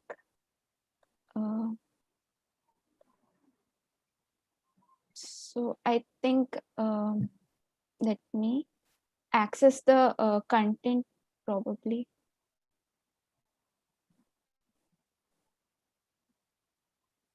Just give me some time. I'll just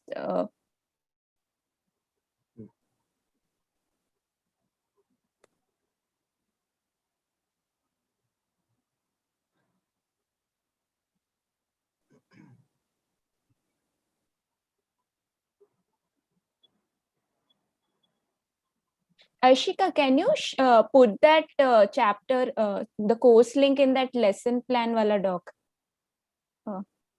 Just in the bottom. Yeah, sure. One minute. Just give me one. I think there is some problem while copy pasting the link. That's what I felt.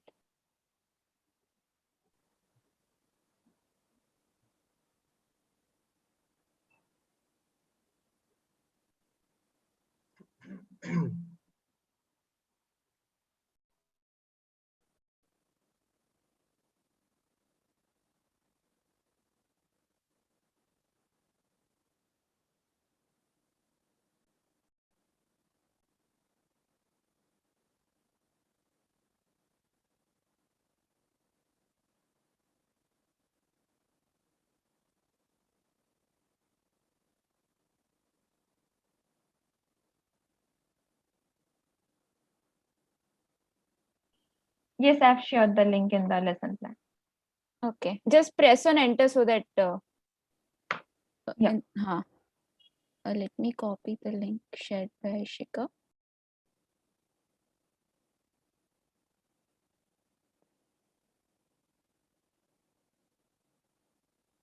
So this is the lesson created by Ishika, which I'm adding. I can now view the lesson. Like the immersive VR lesson, which she has probably created it.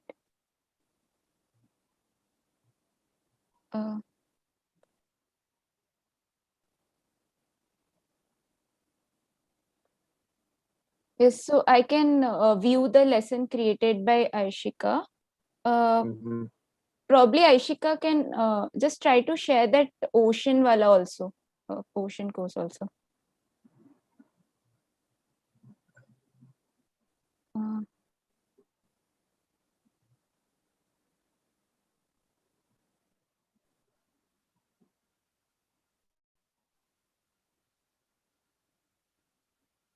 Actually, I've deleted the ocean course URL for this workshop. It's not there. The only one I have is this. Okay, Aparna, no problem. You just show this VR which is created just now by Aishika. That is okay.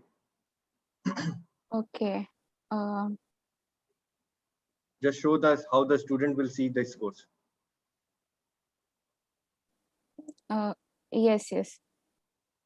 And show the functions of portal element. That will be enough. Yes, sir, but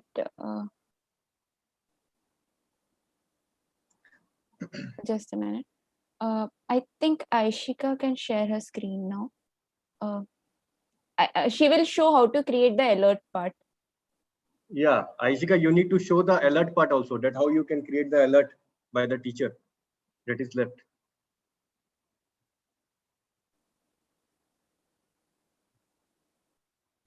Aishika, are you there? Yes, sir. Yes, sir. Yes, sir.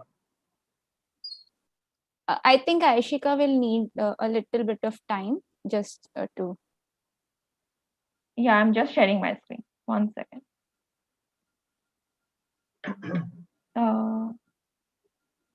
Yeah. Is my screen visible? Yes. Okay. Okay, so this is the lesson. I will just click on this VR icon now. So these are the chapters, immersive VR. So I will just point to this recipe and click on it. So this is the lesson. I guess, yeah. So once I created the panel that is here, I just click on point my reticle to the flag icon and click on it. This will just create an alert. And now when I right click, it will show me this panel and show me the list of students who have completed the alert. And as now no one has completed it, the list is empty. So Right. Aparna, now can you see if you get the alert or not?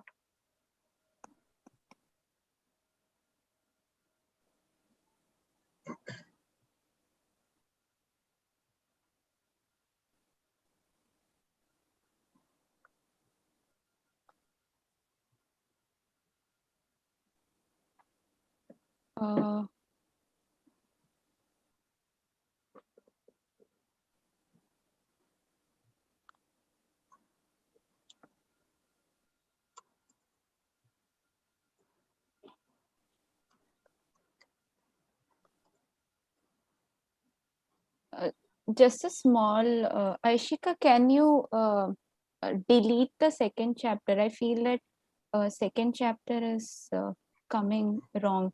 Means probably. Okay. Just go to the edit option. Just a small thing. You can stop the alert. No. Okay, edit. Which one are you saying? The non-immersive chapter.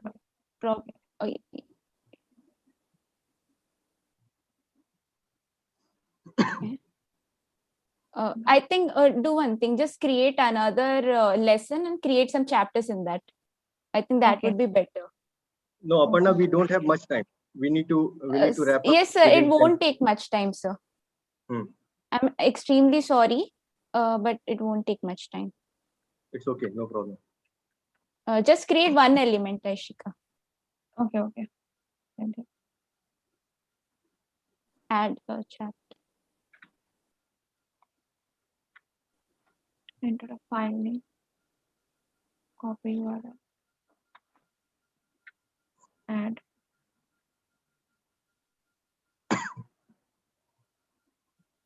Oh.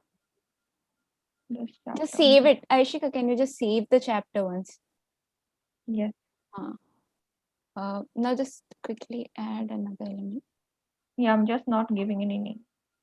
Yeah, No, you give it just a name. narrate. You just narrate what you are doing so that it can be repetition for all, so that they can. Okay. Yes.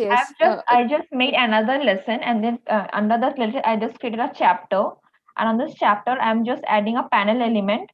And Aishika, just create another panel. That's orientation for that is not. yeah, the orientation is Okay, right. fine. Just add the panel. Yeah, I'm just added the panel. Do I need to add a text for this purpose? Edit panel. Once click on edit panel, give a panel name. Yeah. And just Add. click on add. No need to Yeah. add anything. Okay. Probably.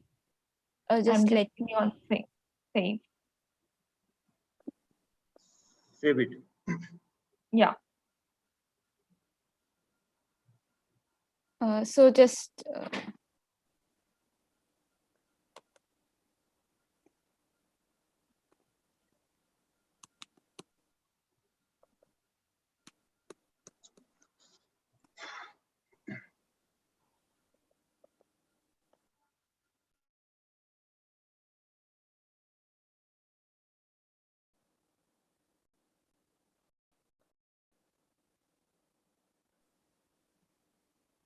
Hello. so I'll just share my screen.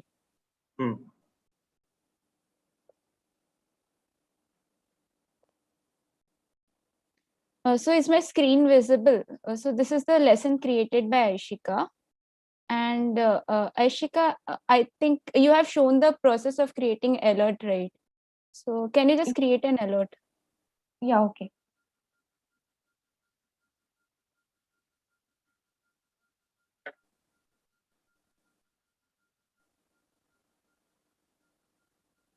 Yes, I just created an alert. Okay. So it's showing you have been alerted by the teacher. So now I will, it will in the status, it will show me to search a green tick button in the chapter named AR. So first I will go to the required chapter. Once I'm in the required chapter, I can just click on this follow alert. And there will be this arrow which will guide me to the element which I'm supposed to follow. And I'll just click on this done button. And I think Aishika can, now I have completed this alert. So I can see a completed status on my panel. And I think Aishika can share her screen. Yeah, sure.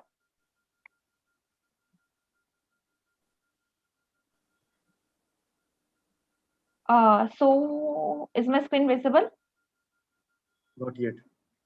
Okay. Yes.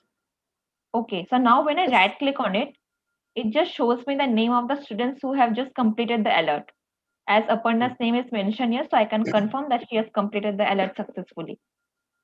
Another thing I just wanted to mention, the glitch now was majorly because I think the content was not saved properly. So just don't forget to click on the save button. So, Okay, Aparna and Aishika, thank you very much. Thank you very much. So this idea, what alert part was to show that when you have created a task and you want that task must be gone through by the student, so then you can click that alert. And once the student has gone through that content, so automatically it will give the notification to the teacher that it has been completed by the student. So this is the whole idea about the 360 VR to make your interactive learning more engaging. You can make quiz also there. You can make some interactive feedback also there. You can add the narration about a particular place. Suppose you have taken one 360 image of a machine, okay, and then for a particular part, what is the function of each part? There itself, you can add that some kind of narration. So that is the whole idea. And then you can also, if you want that this is very important part, you can click the alert. So real-time data feedback will also be there for the teacher, so that they can track whether which student has completed the task, which student has not completed task. So this is the whole presentation about the 360 VR. Now I have, so Dr. Manas, so I think from our part demonstration is over. So I think we can take the questions because it is already few questions on chat box. You can yes, just yes, I will take one by one. Okay, yeah, please. So there is one question, is that how to capture and create 360-degree image or video, any app or software. So there, if you go to the Google Play Store, there are many apps and softwares. Even if you can use your mobile phone, the panorama option that is also that can also be uploaded. So there is no issue. Achha, there is another question. What is the difference between augmented reality and virtual reality? So augmented reality and virtual reality, these are two different types of interactive technologies. In this, I think there is some confusion. So here AR is not integrated here. AR was just the chapter name. How both can be integrated for teaching and learning process? Is there any platform for that? At present, we are just focusing on the VR 360 VR. We are not considering augmented reality for this system. In augmented reality, what is happening? I need to give another presentation to describe the augmented reality. But I'm just giving you, whenever you are scanning any image, so there will be a virtual element that will be popped out on your screen of any kind of smart device, whether it's mobile phone, whether it's your tablet, whether it's your iPad, something like that. So another next question is by Vishnu Priya Jaina ji. So from where you can access 360 image videos related to different contents. See, this is the part of this is the role that teacher need to play. They need to create their own 360 image and videos, because it is not sure. And even there are 360 images are available, but that will be under the copyright issues. So if there are some OER resources are available, then you can use. But I think it is not a difficult task compared to the computer graphics. You can take the 360 image and videos, which is not a difficult task. So you can create by yourself. So that is the role of the teacher. We can provide the platform, but this kind of 360 image that you need to click from your device. Sir, can you explain how the subject like mathematics teaching can be more effective through this Cloudinary? See, Cloudinary is not the technology. Cloudinary we are just using to get the URL of the image or video. I just want to clarify. The major role is being played by this platform, 360 VR Educator. Cloudinary we are just using to develop the URL, because now we are not having the SQL server with this platform. So as I mentioned, in the next stage, we are going to have the WebGL platform. So then this Cloudinary, there will be no need of Cloudinary platform. You can simply upload the image from your desktop or laptop. So that we are working in the next step, we are going to develop this WebGL platform that will resolve the issue. So as I mentioned, this is the first version. Now there is a perpetual illusion. See, there are many debatable topics are there about the virtual reality. I don't want to go on that topic, whether it's a perceptual illusion, or there are many debate whether AR is good or VR is good. There are many debate that VR, if you are using VR, people have a nausea or cyber sickness. So I don't want to go on those things, because as we are using the 360 VR, which is applicable for the desktop, so that is not illusion part. Okay. Now, how effective to present the content which is mathematical in nature. So once you have the three-dimensional geometry or some kind of equations that you need to think about, is another thing I want to mention, that it is not necessary that every time every technology is applicable. It depends on your requirement. Okay, if there is some kind of concept which is three-dimensional in nature, and it is difficult for the student to understand, that student need the special orientation, then only this kind of technology is required. Even if there are some concepts which can be taught very well by using the chalk and talk method, so why you need to use the technology, right? So technology is to support us, not to replace the teacher, right? It is not this concept is very, you know, every time when we have the technology, we want to use the technology every time. It is not necessary. Whenever it is required, then only use. If suppose there is a biological concept, DNA structure is there, it's very difficult for the student to understand those structures. There you can use. There are some in machines, the three-dimensional portions are very difficult. Crystal structures in chemistry is very difficult.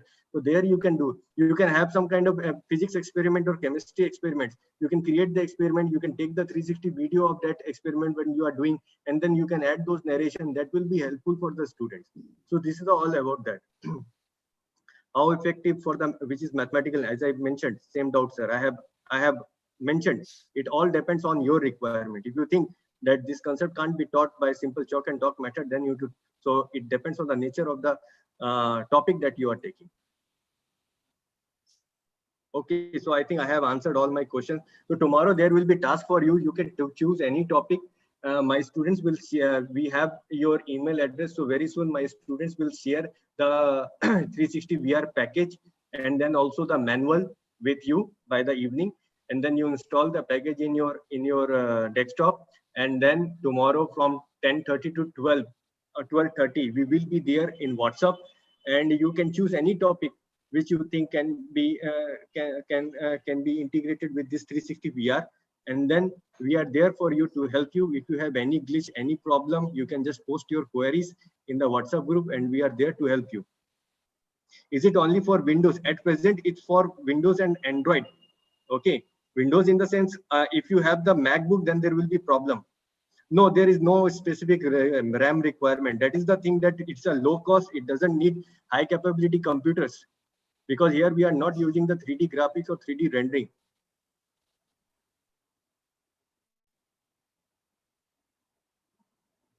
Okay, there is another question. We are moving around the 360 of a particular image, but what about the understanding of the student about the concept? So it depends how you are designing your lesson. Okay, it depends on how you are designing your lesson. What are the conceptual ideas you are taking, and then what kind of the basic idea behind this 360 VR is to make the teaching and learning process interactive, as I mentioned, and engaging. The conceptual understanding, that part is that how you are designing what kind of learning content you are providing. So that is there. Is there any limit of text, audio, or video size in the lesson? I will suggest that it's not limit, but try to avoid big size files, because we are not using any particular server here. We are just using this Unity's own server and Fire database. So sometimes if you are uploading big, then it takes time to upload because we want to minimize it as a low cost. So that is the thing. So once we move to WebGL part, and then we have a separate server for that, then you can use big size file and high resolution image or video. Yeah, just I wanted to add here that with Kausal, this version of work means particularly to this workshop, please avoid heavy files and videos. However, we will go for the second round of activities like this, and this platform will be placed in proper home. So that moment you can use to develop your content accordingly. No problem. See, this is the beginning of the journey. Lot more will come. So it's an attempt. If you see the Google VR Expedition, now they are going to close the Google VR Expedition. You can see that some features are close to Google VR Expedition, and we have added more features than Google VR Expedition. Another thing is that this application does not need high bandwidth. Even for the low bandwidth, also you can upload the image and video files there. So that is another thing. So as I belong to developing countries, so whenever I am thinking for any kind of technology to be integrated, so that should be low cost and scalable in nature. And how we can make it low cost and scalable in nature, then we need to understand this kind of particular problems that we are facing. Even we are saying that we are going to have 5G or 4G, but if you go to very distant places, so the network connectivity is not so good. So for that, we need to think about this thing. But in future, obviously, you guys are there for that will be very helpful once we will get the feedback from you, because ultimately you will be the users. You are going to use this kind of platform in your classroom. So once we get the feedback from you, we will definitely revise based on your feedback, whether it's about the UI, whether it's about the functionality, whether it's any other kind of barriers that you are facing. So it's a kind of effort, and I'm very thankful for CEMCA that they have helped us to give the funding for this project. And we delivered this almost like 6 to 7 months. We took time and we had delivered this product.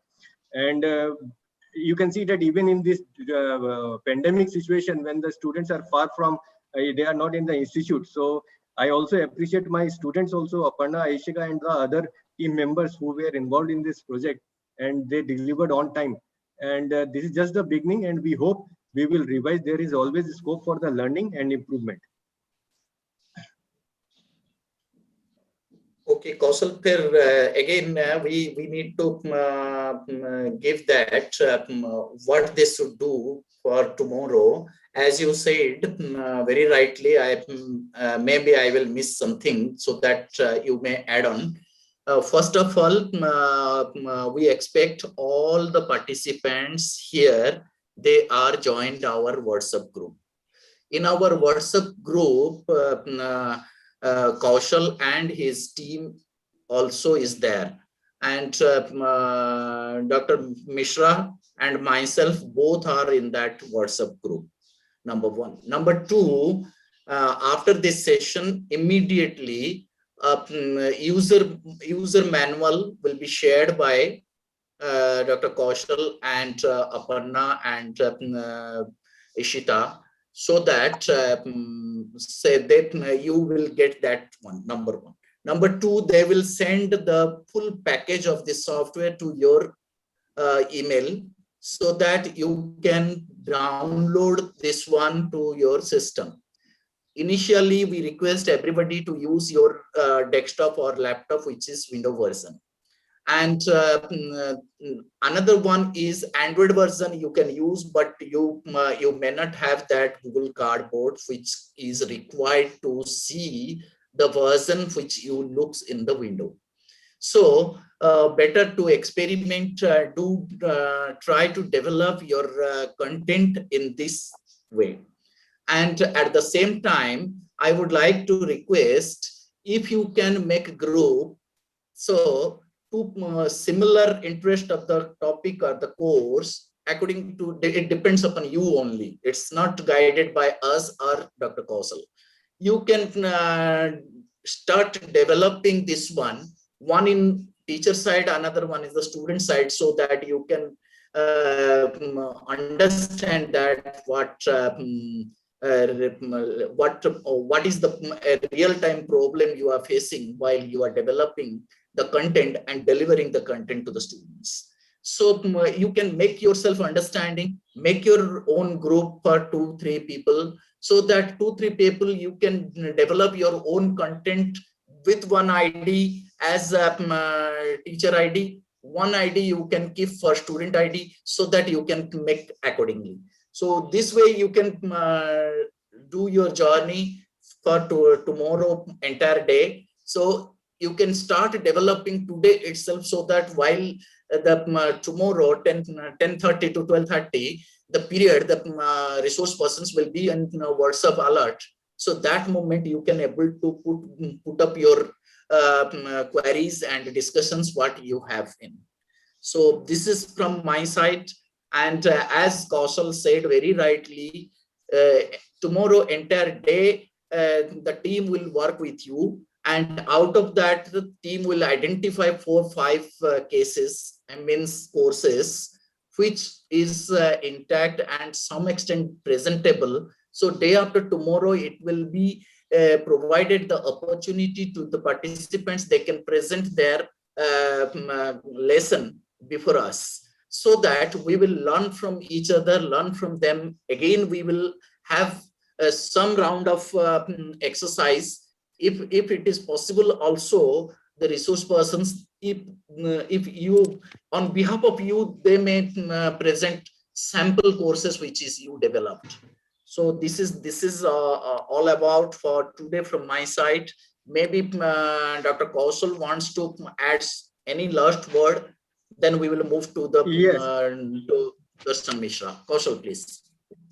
Yes, so Dr. Manas, first of all, I would like to thank all the participants who have devoted their time, because time is very precious, and they have their questions, and I tried my best to give the feedback and answer their questions.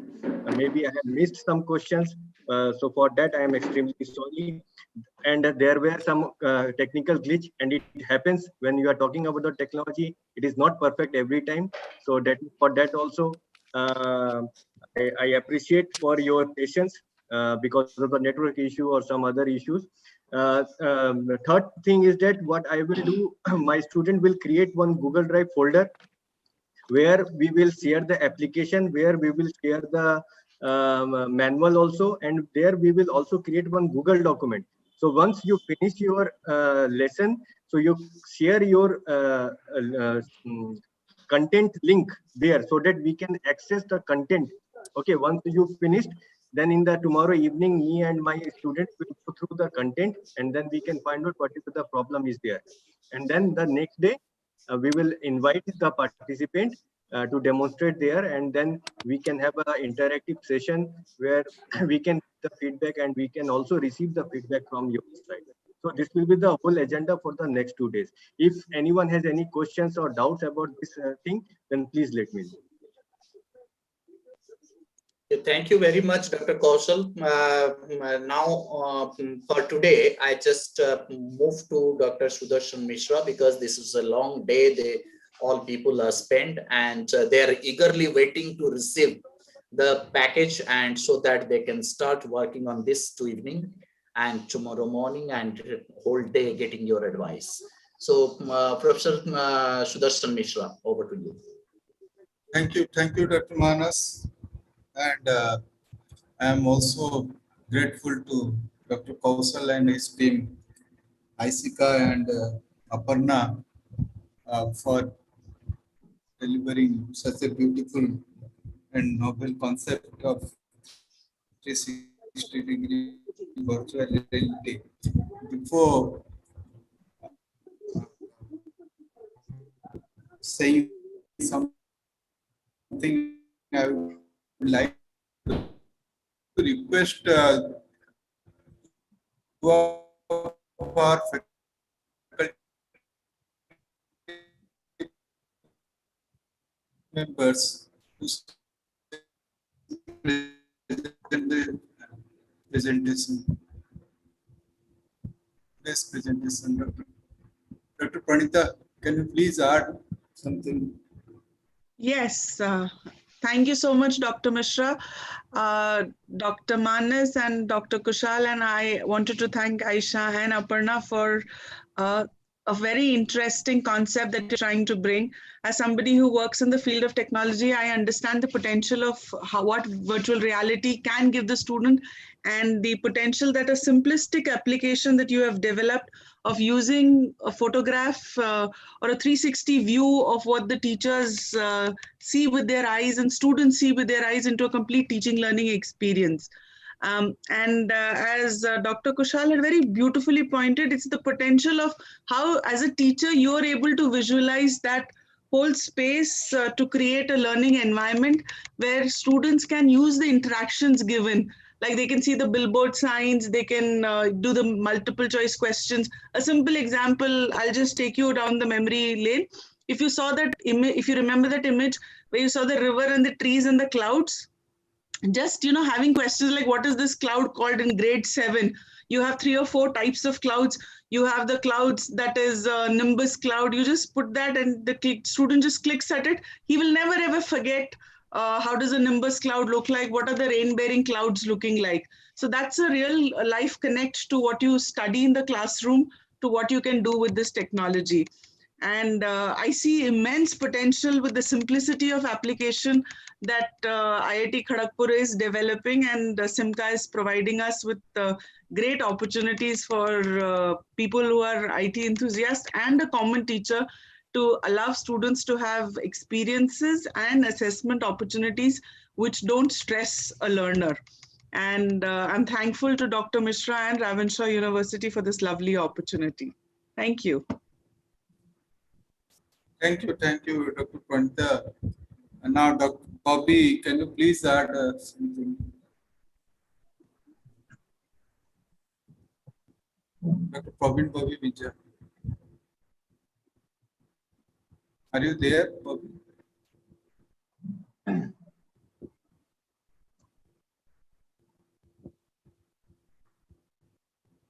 There may be some network problem.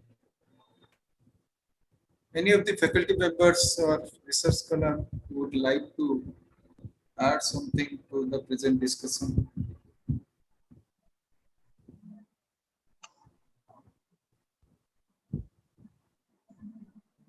Shravan?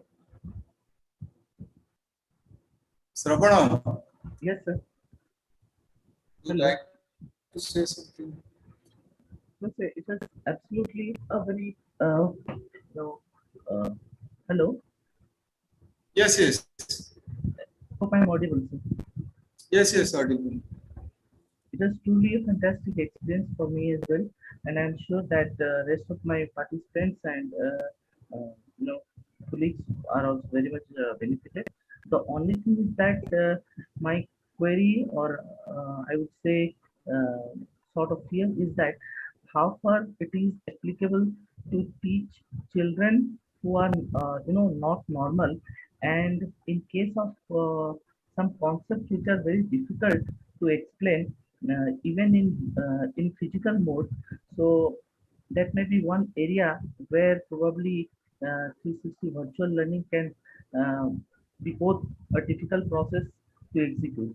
So I think if that part could be highlighted in the next course of action, probably it will help us a lot, because in the social science it is very useful. Yes. But Shravanji, I just want to point out that this 360 VR is very much effective for the people with learning disabilities. So there are many researches also going on that how you can enhance. There are many people, with autism disorder or some other types. So this kind of virtual reality tools are being used with the people with learning disabilities. So we definitely will consider these things, that how we can help. No kid should left behind. It's not only about the normal people who have some disabilities also. They should also be in the same path in which our all other guys are going on. So definitely, thank you very much. thank you so much, sir. And it was really wonderful experience. Thank you so much. Thank you, Shravan. Bobby, are you there? Okay. So, Kaustubh, once again, thank you very much. And lot of things we have learned and lot of things to be learned.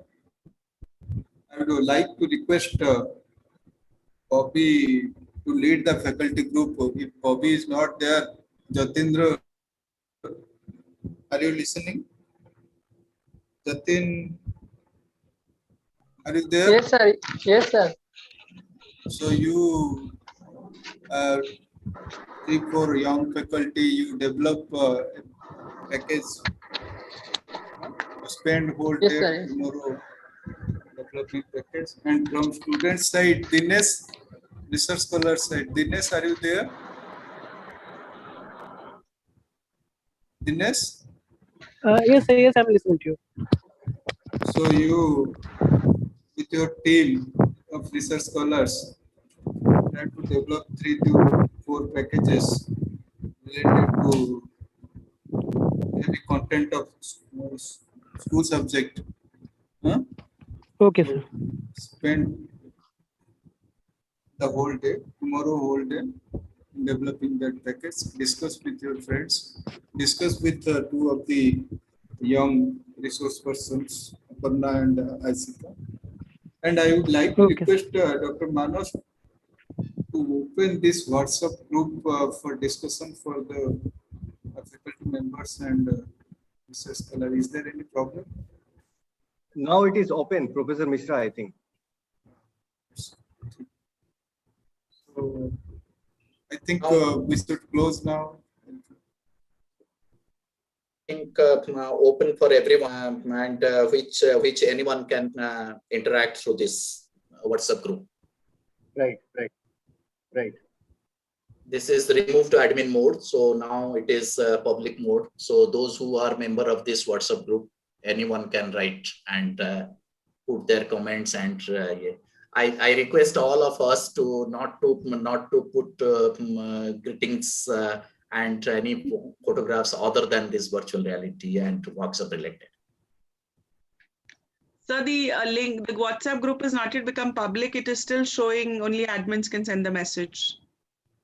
Kaushal, can you open it? Okay, I will definitely. I will do it. Yeah.